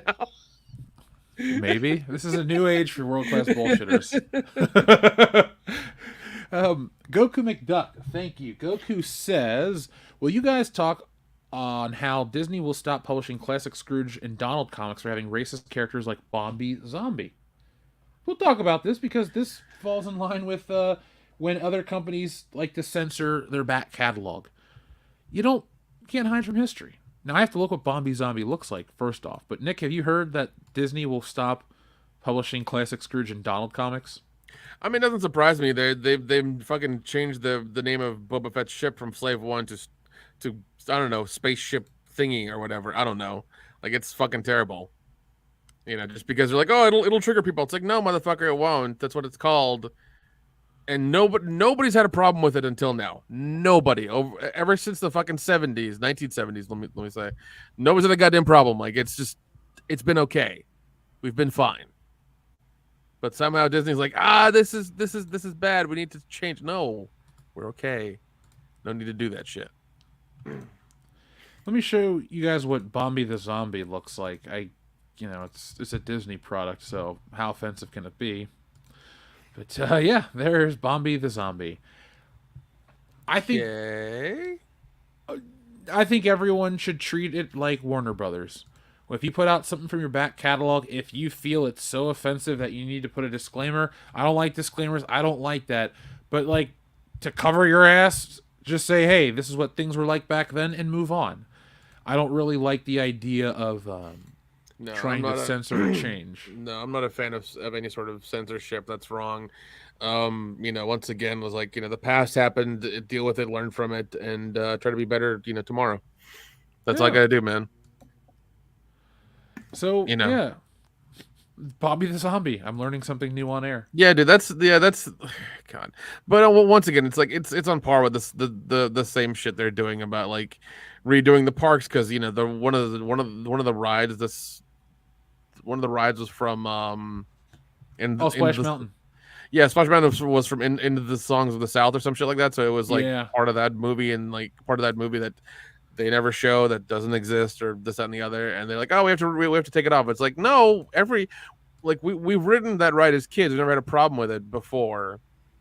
And to be honest, I didn't know it was part of that movie ever until somebody said something, and I was like, oh, that makes sense. Because like, honestly, I didn't put it together. I really didn't.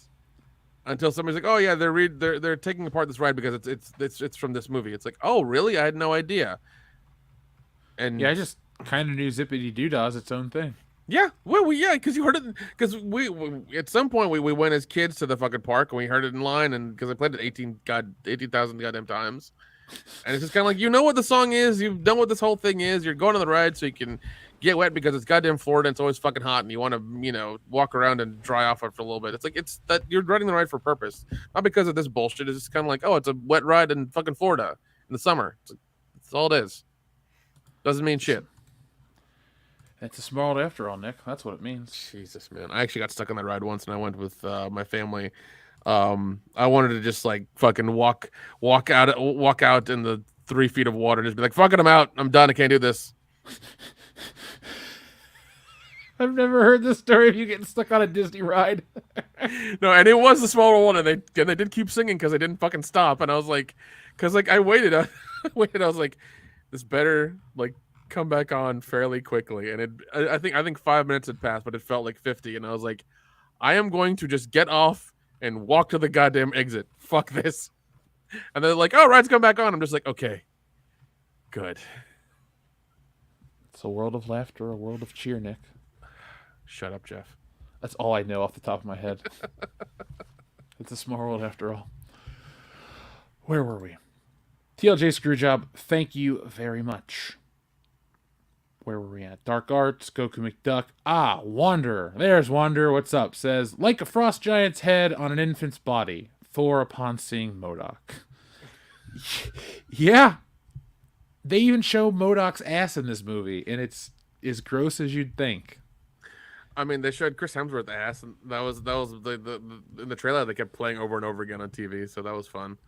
Yeah, that was to get women to come see the movie. Like, nobody signs up to see CGI flat ass. Listen, the only movie women are going to see is going to be, what is it, Magic Mike 3 that also came out with Ant-Man this weekend? That's what's going to happen. I have seen 0 trailers for Magic Mike 3. Oh, God, dude. Every time I go to the theaters now, it always fucking plays. It's so goddamn weird. It's I didn't realize that we needed a part 3 of this movie. I thought we had 2 of them. We were okay. It's cool. And all of a sudden, part 3, it's like, really? We could have had Jump Street meets Men in Black, but we got fucking Magic Mike 3? Really? Shit. Well, Channing Tatum needs to eat too, man. Remember that.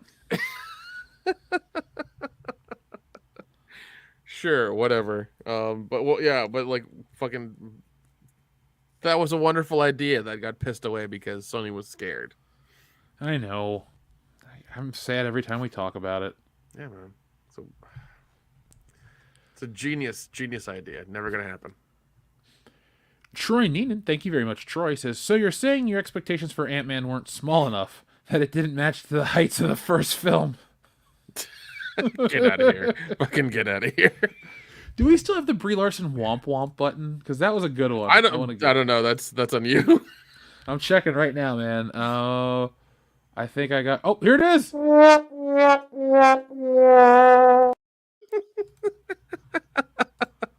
Does she still post on her YouTube channel? Is she still doing like gaming shit or whatever that she was like during the pandemic when nobody really cared about her? Maybe? I gotta look. I gotta see what she's up to. Look it up real quick while we're on air. Brie Larson's YouTube channel. She's got, what, 45 million subscribers? No. 679,000.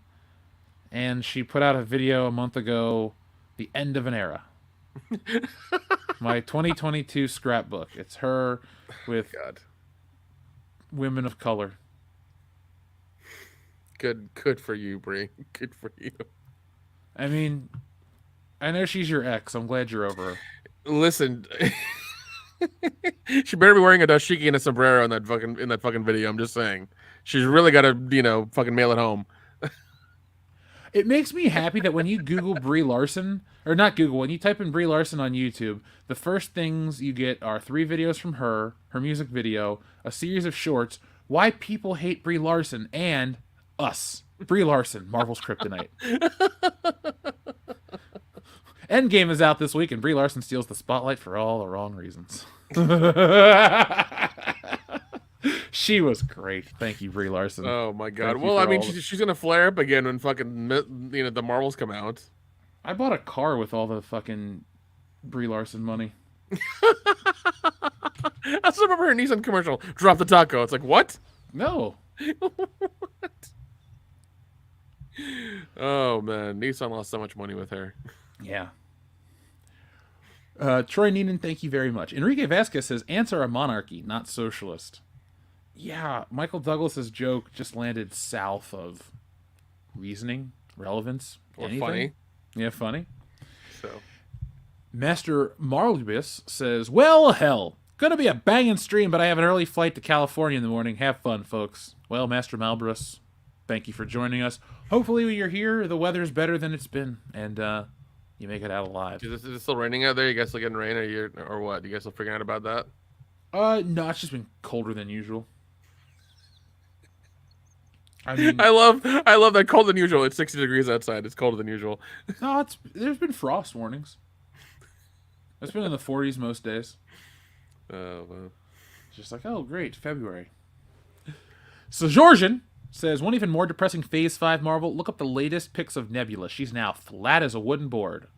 Flat is not justice. Oh, I mean, that actress was really hot in the Jumanji movies. Yeah. Guardians of the or Karen Gillan, right? Yeah. Yeah. It's like I'm trying to say something different as I'm typing. So it's like, oh, okay. Yeah, it's not working out.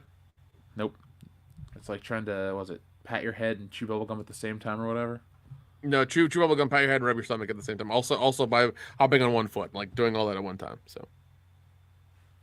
Yeah. That's what Fozzie Bear taught me.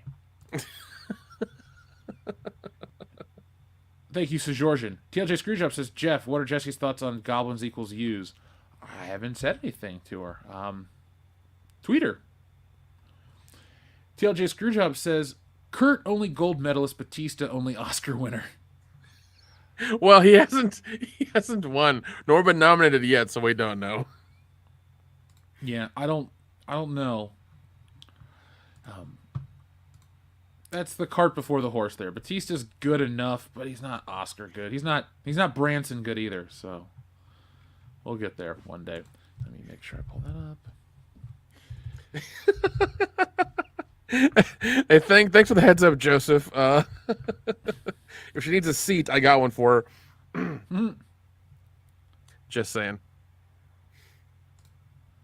Wow, pick and save. That is a comic book I do not want to read.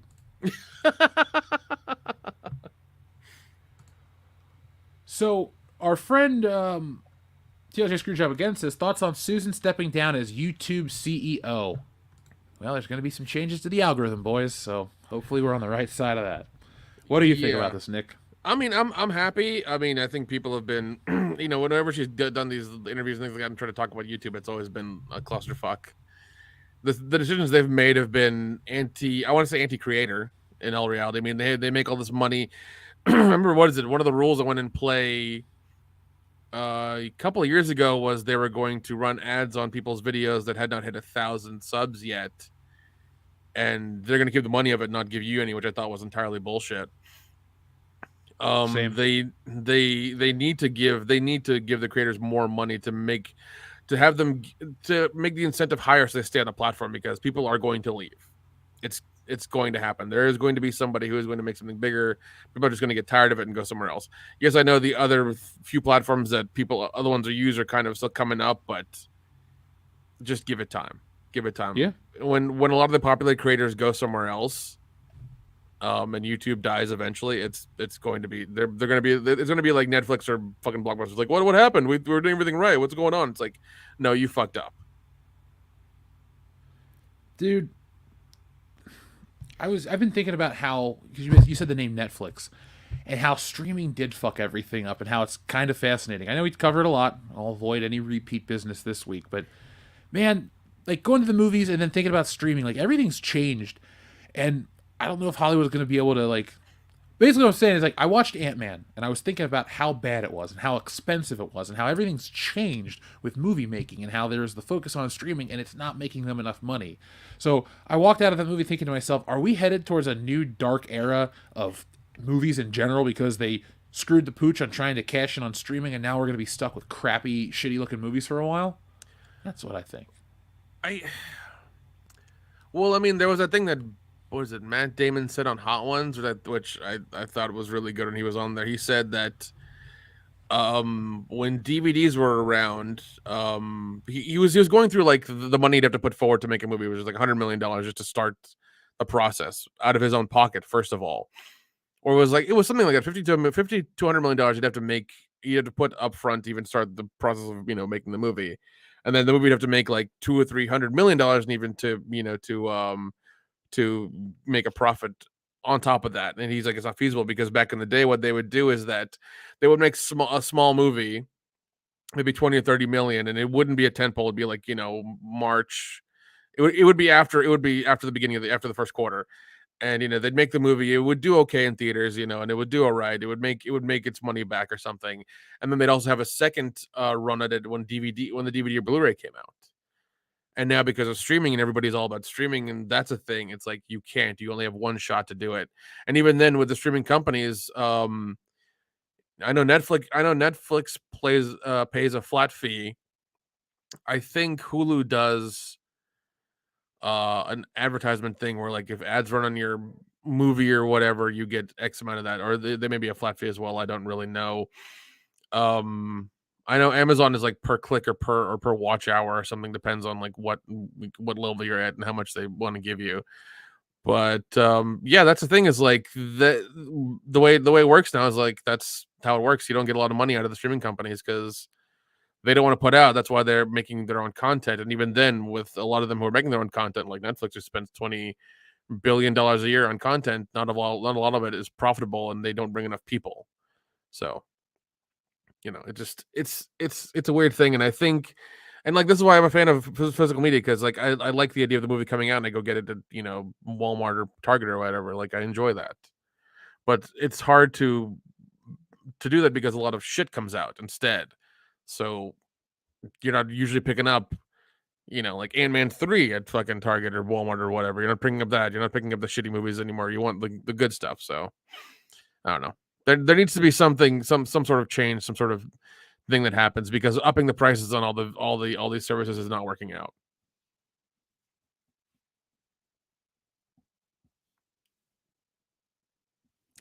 Jeff, you there, buddy?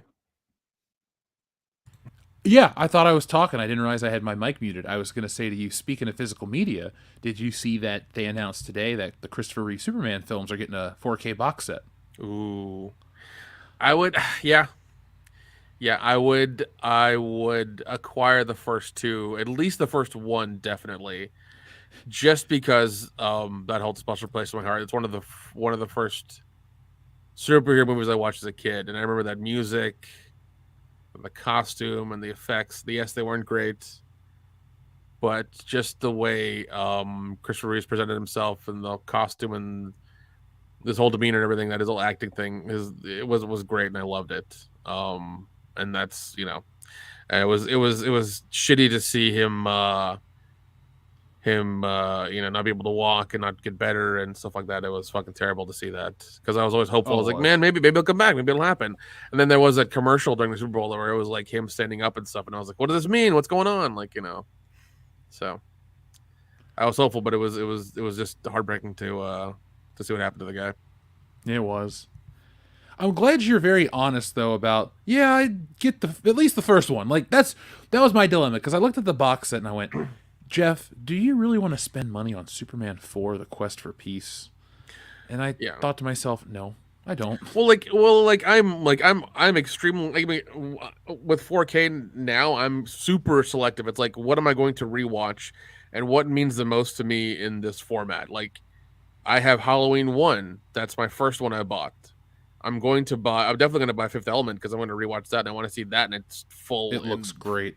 Yeah. Once again, like, that movie has so much visual stuff in it, and it's so fucking packed of, so much scenery that, like, it has to look good in 4K. It really does. Oh, it does, dude. Even to get some, I would get probably 1 or 2 Marvel movies in 4K. I wouldn't go crazy with it. I'd get like Iron Man 1, and then maybe the first Avengers movie, and like that'd probably be it, because I don't want to get too far into the 4K thing. I want to get ones I'm really gonna watch and keep and rewatch and things like that. Like Slumber Party Massacre. Thank you for that. Yeah, it's like Slumber Party Massacre is one of your favorites. So, dude, if they ever did Slumber Party Massacre 4K, I'm down. They will. Everything's getting 4K remastered, dude. Toxic Avenger, all the Trauma films, like not all the Trauma films. Speaking of which, I forgot to mention this at the convention I went to, Days of the Dead in Atlanta. I brought some stuff to sell, like some VHS tapes and shit like that. And I was talking to this guy because he wanted to get some tapes from me or whatever. We had to walk down towards the opening of the building because the signal was bad. And he was telling me, I was like, yeah, he looked at my shirt and he was like, oh, what is that? I'm like, oh, it's a podcast. I'm on, shit on Hollywood, this and the other. He's like, oh, I'm an actor and I need to tell you about what's going on now. I'm like, oh, what's going on? He's like, there's still a rule in play with the Screen Actors Guild, SAG, that you have to be updated on your shots, or you will not be able to work on a set. Like, and it's a thing where it's like, a lot of the government agencies have said, no, it's okay now, no big deal, whatever. But SAG has been militant in their enforcement of this rule, that if you're not up on your shots, you cannot work on a set. I hadn't heard of that. It's interesting. Yeah. So I thought that was weird that like they're that militant about about that, and I'm just like, that's weird. That's really strange, but that also doesn't surprise me. It's Hollywood. Yep. This background, I get lost looking at it. I think a lot of people do. Deanna, are you back yet? Yeah. Now, Ninja Lawyer Steve has said, Jeff, did you get my email about 80s action heroes? I have it right here, Ninja Lawyer Steve. Guys, we're going to do some fan mail at the end of the show. I'll pull that up and make sure I have the Patreon messages too. But remind me to do fan mail, because I want to make sure we start that as a segment that ends each and every episode, folks. Start sending in your fan mail to worldclassbs@mail.com. The best mail. .com. Thank you.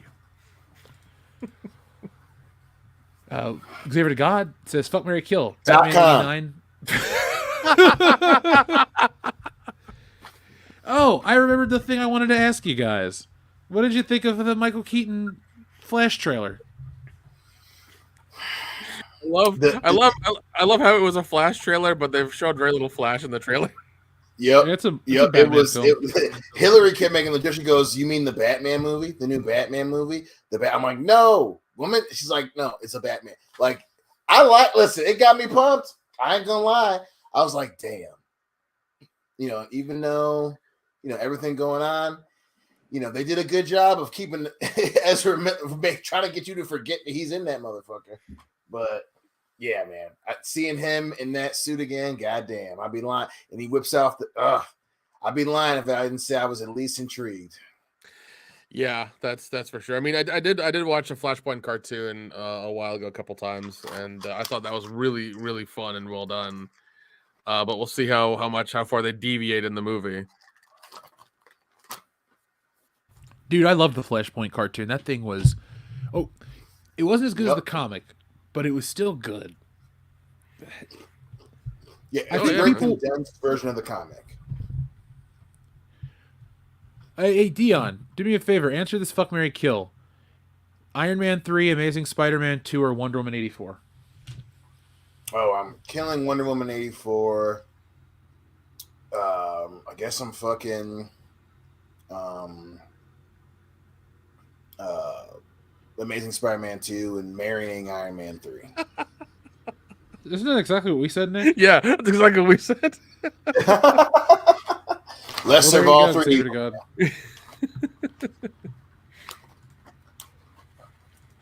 Oh, thank you, Xavier to God. Dr. Coffinail says, it used to be theorized that Dr. Doom, Kang, and Ramatut may be the same person. Pretty sure Dr. Doom ain't black. Oh, I'm sorry. I forgot to tell you in the post-credit sequence before the Council of Kangs,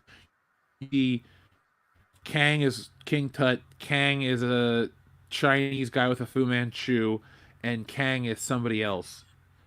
And then you see the army of Kang. So that's in the movie. Yeah, but I'm sure Dr. Doom ain't black. It's Dr. Von Doom out of Latvia. Yeah, well, I mean, we don't even know they're doing a Fantastic Four or not either, so. I don't think they should, man. No, I don't think so either. I think they have their hands full with their current bullshit, and they don't need to add something else to it, because I loved the old cartoon I used to watch as a kid of Fantastic Four. And whenever I heard the fucking movie was going to come out in the 90s, I was so excited, and then it just never came out. And even the ones that did come out were actually, like, the first one was pretty good. I thought it was pretty fun. The second one with Silver Surfer was a little weird. Yeah. But the first one was okay. I thought it was all right.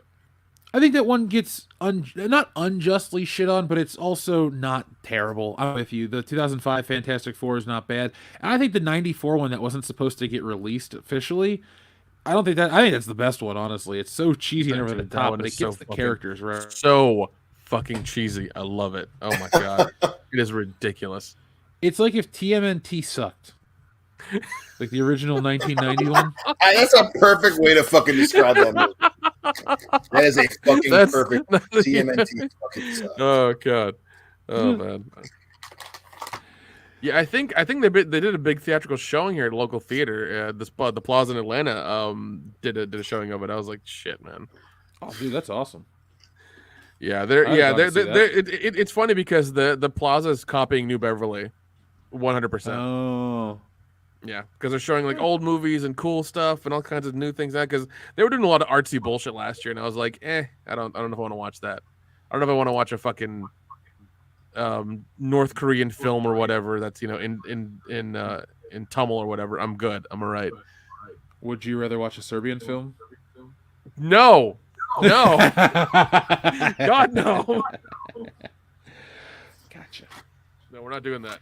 But now they're actually watching. They're actually showing some cool stuff. Like they showed The Thing in January. And I went to go watch. I got real drunk and went to go watch that. That was a lot of fun. So, hey Dion, I think we're getting some echo from you, dude.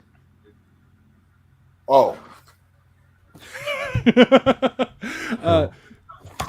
Greg Johnson, thank you very much, Greg. What up? He says, just dropped in to see what condition my condition was in. Also at number 57, please. Oh, Greg, thanks for supporting WCBS. And let's get you at number 57. I can count, right? Where is it at? Oh, it's right here.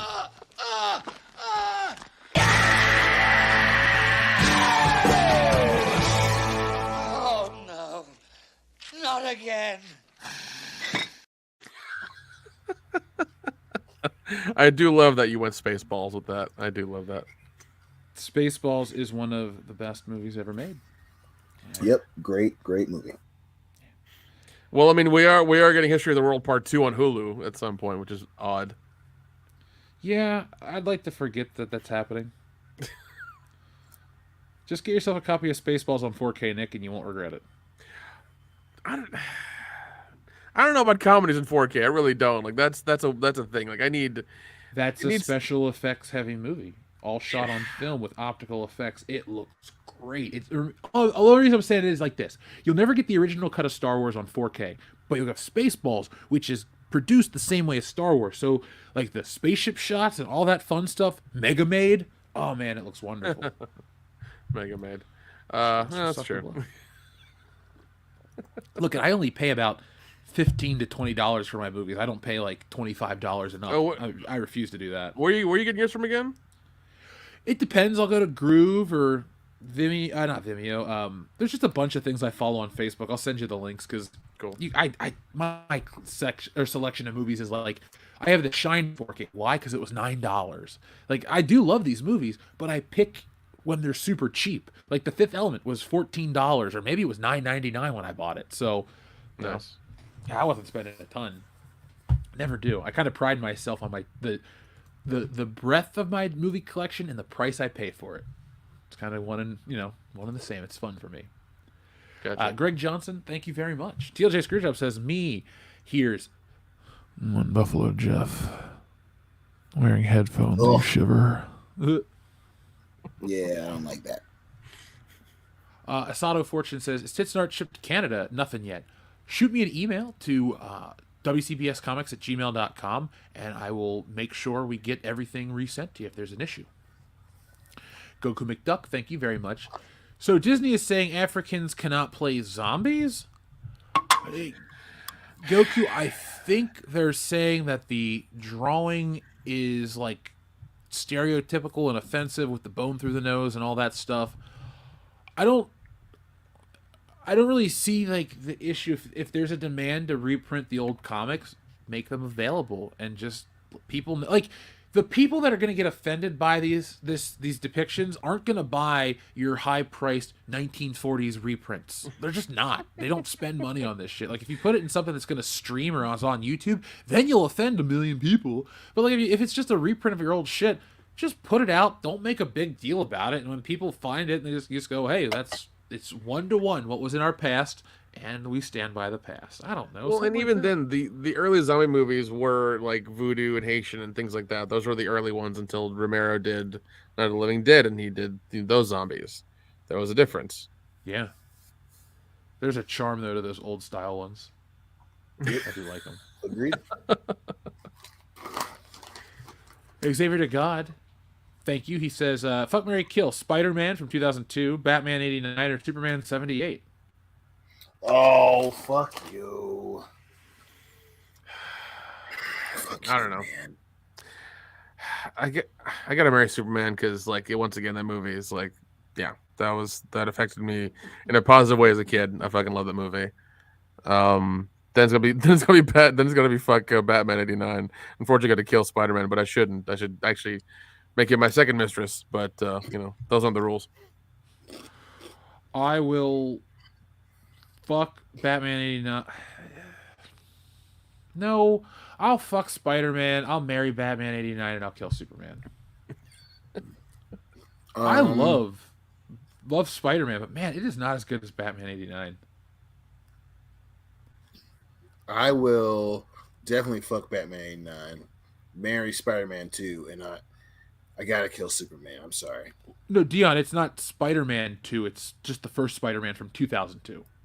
Oh, same answer. Okay. I did not know that about our friendship.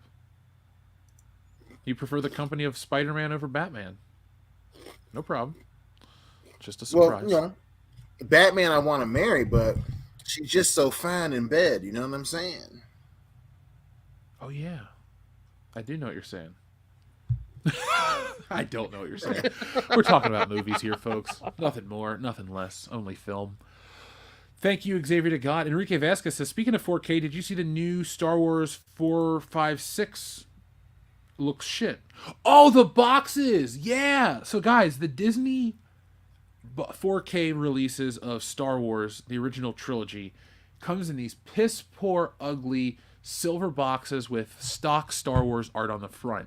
And what it is it's to line up with Disney's 100th anniversary home video release. But they're fuck ugly, and people are not liking them. I'll show you a picture of them real quick.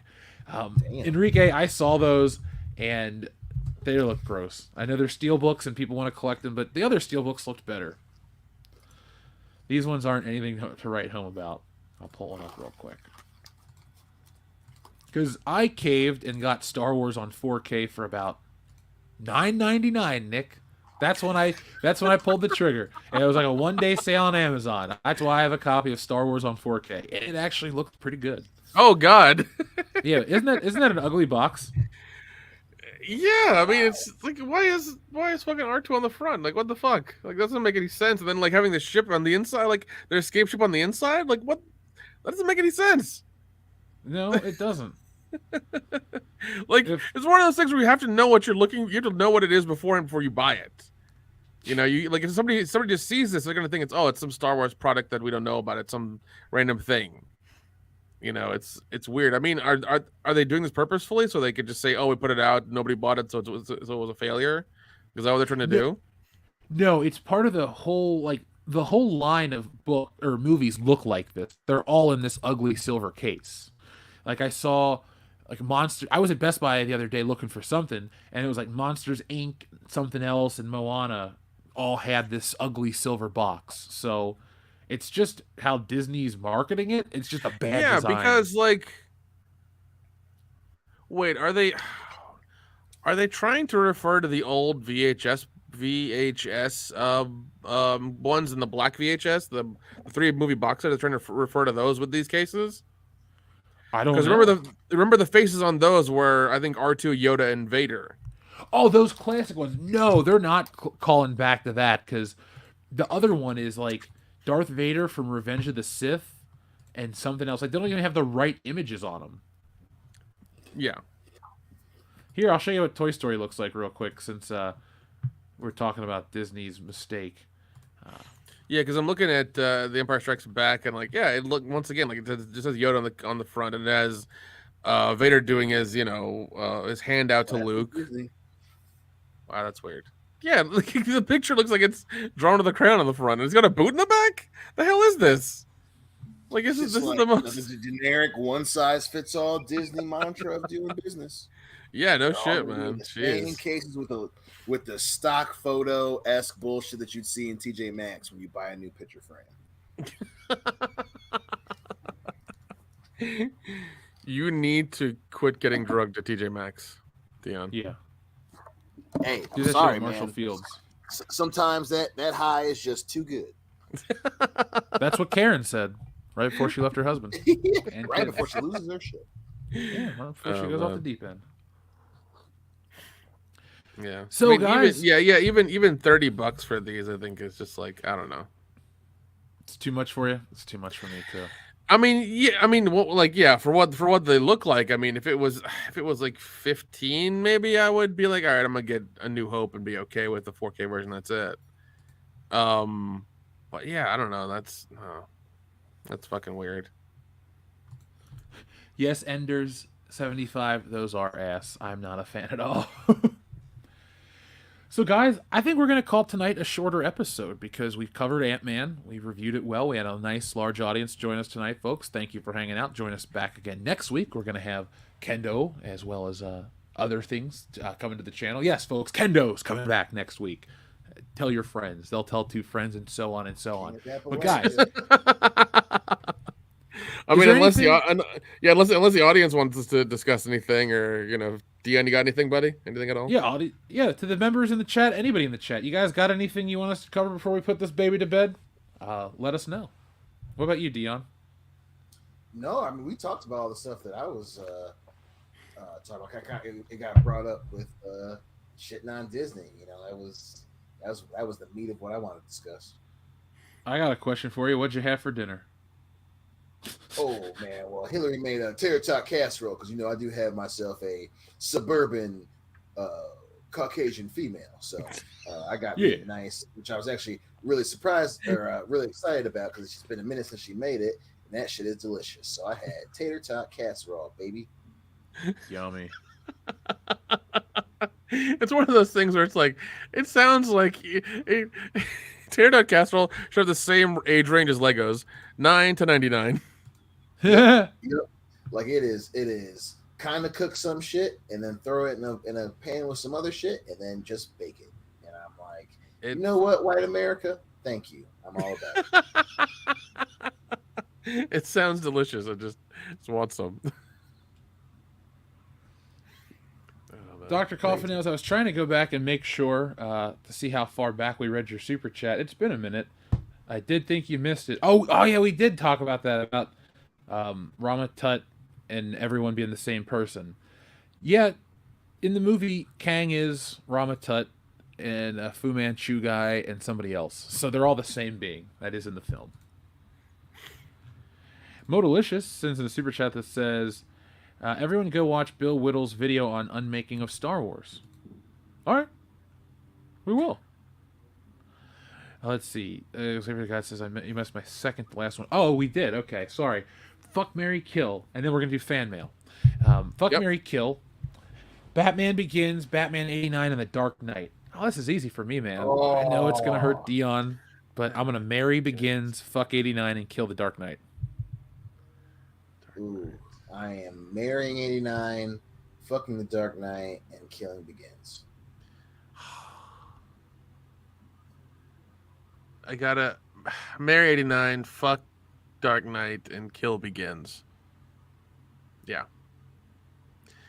I do love Begins, but Dark Knight I think is a little bit better because you do have Two-Face in the Joker. And when I saw Two-Face on this big screen the first time, I freaked the fuck out. They did that CG so goddamn well, and it was so much fun. Yep, and it's not about what I want; it's about what's fair. Let me get Unmaking Star Wars real quick. All right, I got Unmaking a Star Wars pulled up. I think I've seen this movie, or I think I've watched this, but I'll watch it again. I'm down. So let's do some fan mail, guys. It's been a minute since we've had fan mail, but let's have some fun with it, shall we? Let's do it. Now, I believe we might have read this one. Did we do Dr. Doom versus Joker, or did we read it in the introduction to last week's show and forget to discuss it? We forgot to discuss it. We just read it in the introduction. So let's make up for that. This is a Patreon email from the White Wolf. Thank you, White Wolf. Thank you for your service during the end game, the battle versus Thanos and all that shit. For those who don't know, White Wolf is Bucky. Anyway, Dr. Doom from Marvel or Joker from DC. All their abilities, attributes, etc. And would it matter why they fought each other? So I think Dr. Doom would eliminate the Joker in seconds because the Joker's just a dude with a couple of tricks up his sleeve, and he only gets away with it because Batman won't pull the trigger, metaphorically speaking. Dr. Doom won't have any compunction to kill a guy. So I think the Joker will just make one bad joke and Dr. Doom will smoke him, turn him into ash, wipe him away, vaporize him. What do you guys think?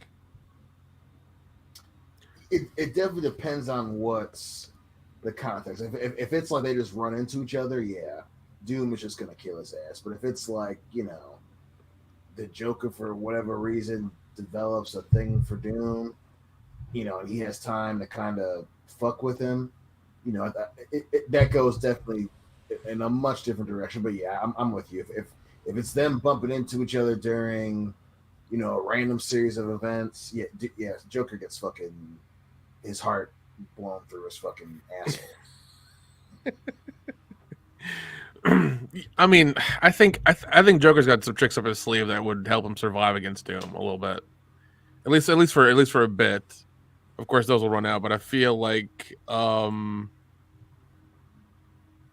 Joker would serve. He would, he'd be a good first round fight. Let's say that. After that, he'd be spent, and Doom would fucking kill him. God, it would be fun though to watch.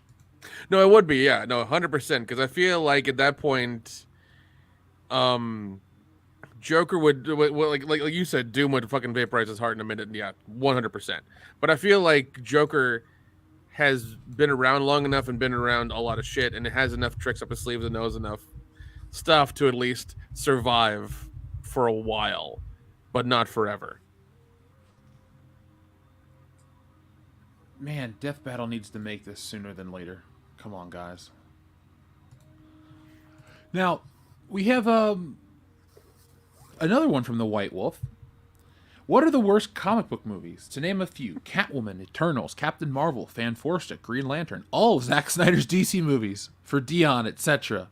So thank you again, White Wolf, for sending the message. What do you guys think is the absolute worst, or what do you think some of the worst comic book movies are, since that's how broad the question is? Fucking Elektra was... Thank you. I was trying to think about that. I was like, yeah, Elektra's bad. That is shit. Elektra's bad for sure. Teenage Mutant Ninja Turtles 3 is bad. Yeah.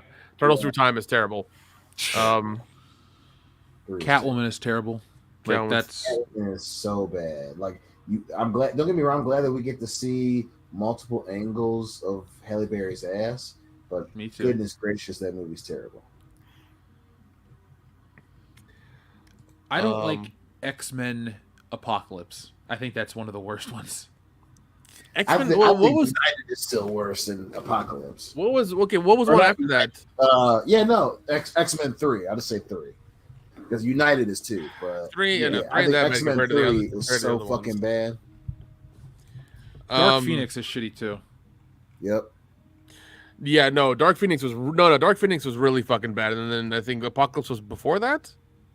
Yes. Yeah, those two. I couldn't finish either. Oh my god. I haven't seen the ending. Especially when Jennifer Lawrence opens up her fucking mouth and says it shouldn't be X-Men, it should be X-Women because we do all the work. It's like, go fuck yourself. The fact that that's an actual line in that movie is insane. Yeah.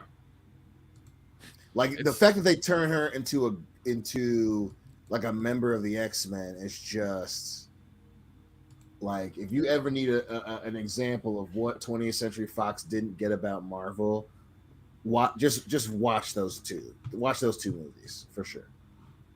Yeah. Monster 01 says both X-Men 3s are trash. Yeah, I can't believe we have multiple X-Men 3s. Oh god. That's wild. That's true. Trying to sound not sound cliche and say like Howard the Duck. That was a shitty one, but you know. It was weird because watching it as a kid, it was actually really good. And then when you watch it as an adult, you're just like, this is fucking terrible. Yeah, when you're too dumb to know like how a movie should go, you know, you can enjoy it. Like if you turn your brain off, Howard the Duck's not terrible, but holy shit, is it just not a good movie? Suicide Squad. George Lucas did Leah Thompson like that. Dude, George Lucas did a lot of crazy shit in the 80s. That divorce really fucked him up. Including cocaine. Could you imagine George Lucas on cocaine? He would just be like a normal guy. Right? or what do you do? Or what do you do? Close Encounters Part 2, Electric Boogaloo. Oh my god, yeah. George Lucas does a breakdancing science fiction movie that he rips off from his best friend. I'm there. The aliens finally bring back the humans that they stole from the first one. Right. And through the power of dance, humanity reclaims their lost brethren. There you go. Well, because, man, they had a fucking DJ and lights. That's half of it right there, Jeff. Okay, fair. Just bring out fucking Steve Aoki or fucking somebody else and just have a party, throw some fucking, MDMA around, and you'll fucking solve problems, man. It's okay. Your logic is sound, dude. I'm not gonna fight you. Agreed. Yeah, man, you'll be fine. There may be some, interspecies shit going down, but it'll be okay. It's good. It's good for the universe. It's all right. Let it happen. Let it happen. It feels just as soft on the inside. So, I just want to throw some shade at one more film, and that film, well, I clicked off of it, was, Wow, how did I click off the damn thing? I had it pulled up here. Anyway, that film is Jonah Hex. Fuck that movie. That movie is God. terrible levels of shit. Oh shit, yeah, that was bad. Fucking sucks. Yeah.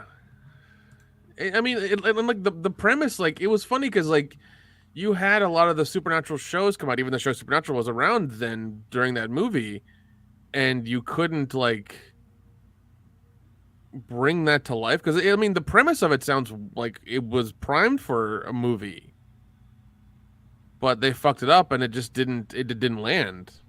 Mm-hmm. I wonder how many times that happens. Probably a lot more than we realize. Yeah, probably a lot more. Yep. So here's our last piece of fan mail from Ninja Lawyer Steve. Basically, Adam Wingard said he made King Kong and Godzilla like an 80s action hero, the kind that are down on their luck and have the odds hopelessly stacked against them. But Kong is so down on his luck that he always has to get bailed out by someone else. He never once gets out of trouble by himself. He always needs someone else's hell. This is the only movie where he doesn't break out of chains, and he never overcomes it as adversary. I mean, he's made to look weak and helpless, and they hand him a particular trophy so it doesn't come off as a complete loser. Wingard said he wanted to give Kong a Rocky victory, which makes me wonder if he's even seen Rocky. I'm actually thinking of editing a Rocky Creed fight into Mirror GVK. I don't remember the Terminator John McClane, or Wingard specifically cites, or Rambo being so thoroughly dragged through the mud, at least in the installments I've seen. Do you know of any 80s or 90s action heroes who so consistently failed that they needed to have other characters save them? That's a good question. Because it's more of a modern problem that the hero can't pull themselves out of the bacon, or whatever I'm trying to say. I had a couple drinks, but my point is like the guys used to be able to stand on their own and be dependable. You know, when Indiana Jones got in the Temple of Doom with Willie and Short Round, it wasn't Willie and Short Round that were going to get him out. It was Indy. Even when he was under the black sleeve of Khaled, it was going to be Indy that saves the day. I don't. Yep. Why do people try to subvert? Well, I mean, expectations? okay. Here's the thing. Now, in Last Crusade, did it start around that time because Indy had the help of his father? Yeah, this, professor who had so much more going on. Like, I don't want to see. Like, the thing is though, he had his dad, but he also had to save his dad. And it was his faith that actually saved the day, not necessarily his dad's faith. Because, when it came down to it, his dad got shot. And it's, the whole penitent man kneels before God. That's how you do it right. Ninja Lawyer Steve, there's no more heroism. To go back to Bruce Willis in the fourth Die Hard, I thought they did a decent job taking 1980s, early 90s Bruce Willis and making him kind of relevant in 2007 in that world. I thought that was a time where you modernized an action hero incredibly well. Yeah, and it's funny because they did Old Man Against the Machines or Old Man Fights the Future, and he fucking won. And he beat the shit out of every. There was a fucking thing with the whole with the F-18 or F-1. It was some Yep. It was some fighter jet. I didn't forget the distinction. I'm sure somebody's gonna have it in the chat.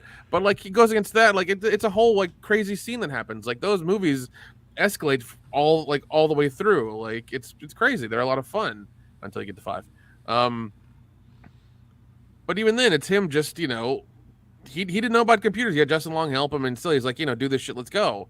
And even when he wasn't there and he was trying to save his daughter at the end, he fucking did it. It was I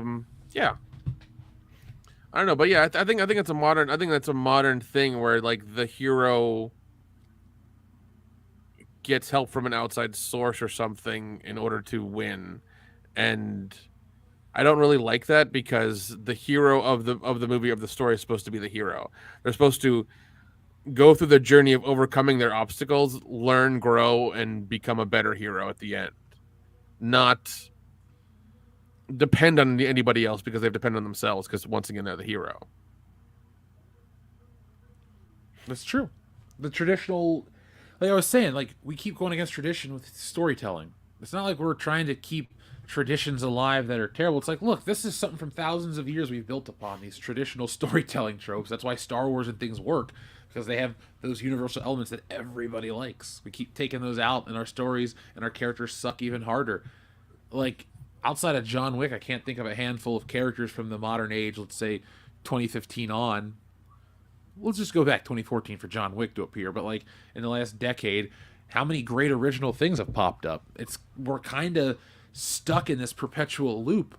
I saw an interesting post about Ready Player One, how the film discussed the pop culture of, they were stuck in some whatever pop culture loop. And then they go, that's what happened to us in real life too, because we are stuck in this pop culture nostalgia loop. It's literally the same stuff. You realize it's 2023 and we're still talking about a new Indiana Jones movie? The guy's 80 years old. Like, goddamn. We really aren't moving forward in any way, which, it sucks. Here's the thing. Here's the thing that's here. Well, I have no problem with that, but the problem is that we shouldn't be, like you said, we shouldn't be talking about a new Indiana Jones movie. We should be grateful that we had the three good ones from the past, and say those are timeless because of their being perfect. They really are. There shouldn't be a new one. There shouldn't be 18 Halloween fucking movies. There shouldn't be remakes and reboots and reimagines and all this other bullshit. Those things shouldn't happen. But they make money and normies go and watch them, and that's the fucking problem. Gotta love the normies, Nick. I hate the normies so much. So much. What would you do if someone walked up to you and called you a normie? I'd attempt to punch them in the face. And they would deserve it. Yeah. So, guys, we've read our fan mail. We've read our... Oh, we have another super chat from our friend Xavier to God. Thank you, folks. You guys see James Bond versus John Wick by death battle? I have not.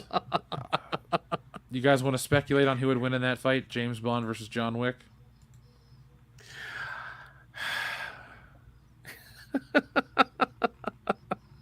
I don't know, man. Like, that's a... They're both extremely dedicated, and they're going to, like, off themselves to win in a weird way. Like, they'll win because, you know, they're motivated enough to win, kind of thing. So it's hard to decide, really. I love 007, but I don't think he can fight the way John Wick can. And so I'm going to go against my favorite hero and say I think John Wick would win in a fight. Just flat out. What's been shown on screen, he is far more deadly. Even though Pierce Brosnan's James Bond has the highest kill count of any of them, like, I don't think any of the Bonds on screen can move like that. Any Bond can take punches, really get the shit kicked out of them, but Bond's never fought in that kind of world before. Even Daniel Craig. Well, no, that's true, but I feel like he's capable enough, and if you say it's like, oh, you know, John Wick's the enemy of fucking England or whatever, freedom or something, he would give his life to make sure that John Wick dies. In that aspect. Oh God, yeah.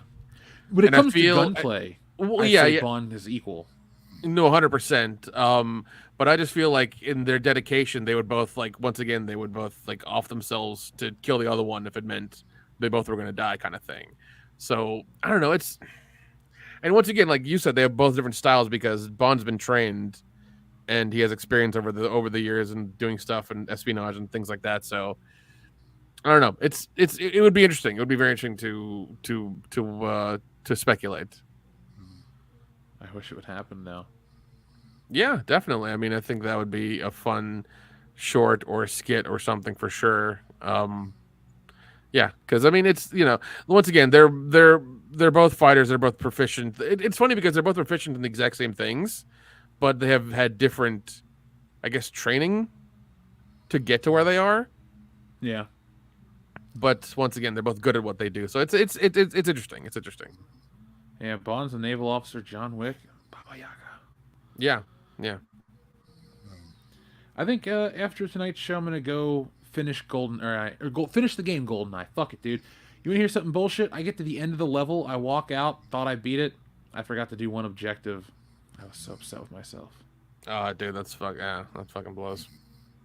It's a first world problem. I've been having fun with it though. That's good, man. That's good. Yeah, I love gaming, folks. Follow us on WCBS Gaming on Twitch. I have I said I was going to beat GoldenEye in 45 minutes. I did it in 49 minutes and 22 seconds. You guys can go over there and watch that on Twitch. And I'm going to produce some more Twitch content for you guys. Let me know what you want to see. Do you want to see my many attempts at GoldenEye and how I've been having trouble trying to get through fucking Control? Let me know. Shoot us an email, worldclassbs@mail.com. The best mail. .com. I was waiting for Dion to wake up. So, Nick, is there anything you'd like to say to the audience before we put this baby to bed? No, man. Free Yayo, because Dion's asleep. Is not okay. Folks, Kendo will be back next week. He was just ill, so send your messages back to Coach Kendo, any historical questions you have, and see if you can stump Coach Kendo. Now, Kendo does not Google these things, and no, he doesn't. No, because you'll hear him like as soon as he reads the question, like he'll just rattle it off because he's just that fucking good. So make sure you guys try to stump Coach Kendo. He's a history buff. He knows history of the world, history of sports. He's a pretty smart guy. One day he'll be Dr. Kendo. So make sure you guys listen to WCBS when we get to the era of Dr. Kendo. So, folks, I'll be back with a new video in a couple of, actually next time. So be on the lookout Saturday for that. And make sure you guys go back and check out our content. We have a bunch on the channel. We have over 1,000 videos, and there's hundreds of them on the membership program. So, guys, we're going to add more content. Be on the lookout for that. But until then, folks, be smart, be safe, be cool, but always be excellent to each other. .com /something. I wish Kendo was here, but it's weird because he's not. Nice shooting, son. What's your name? My name is Jeff.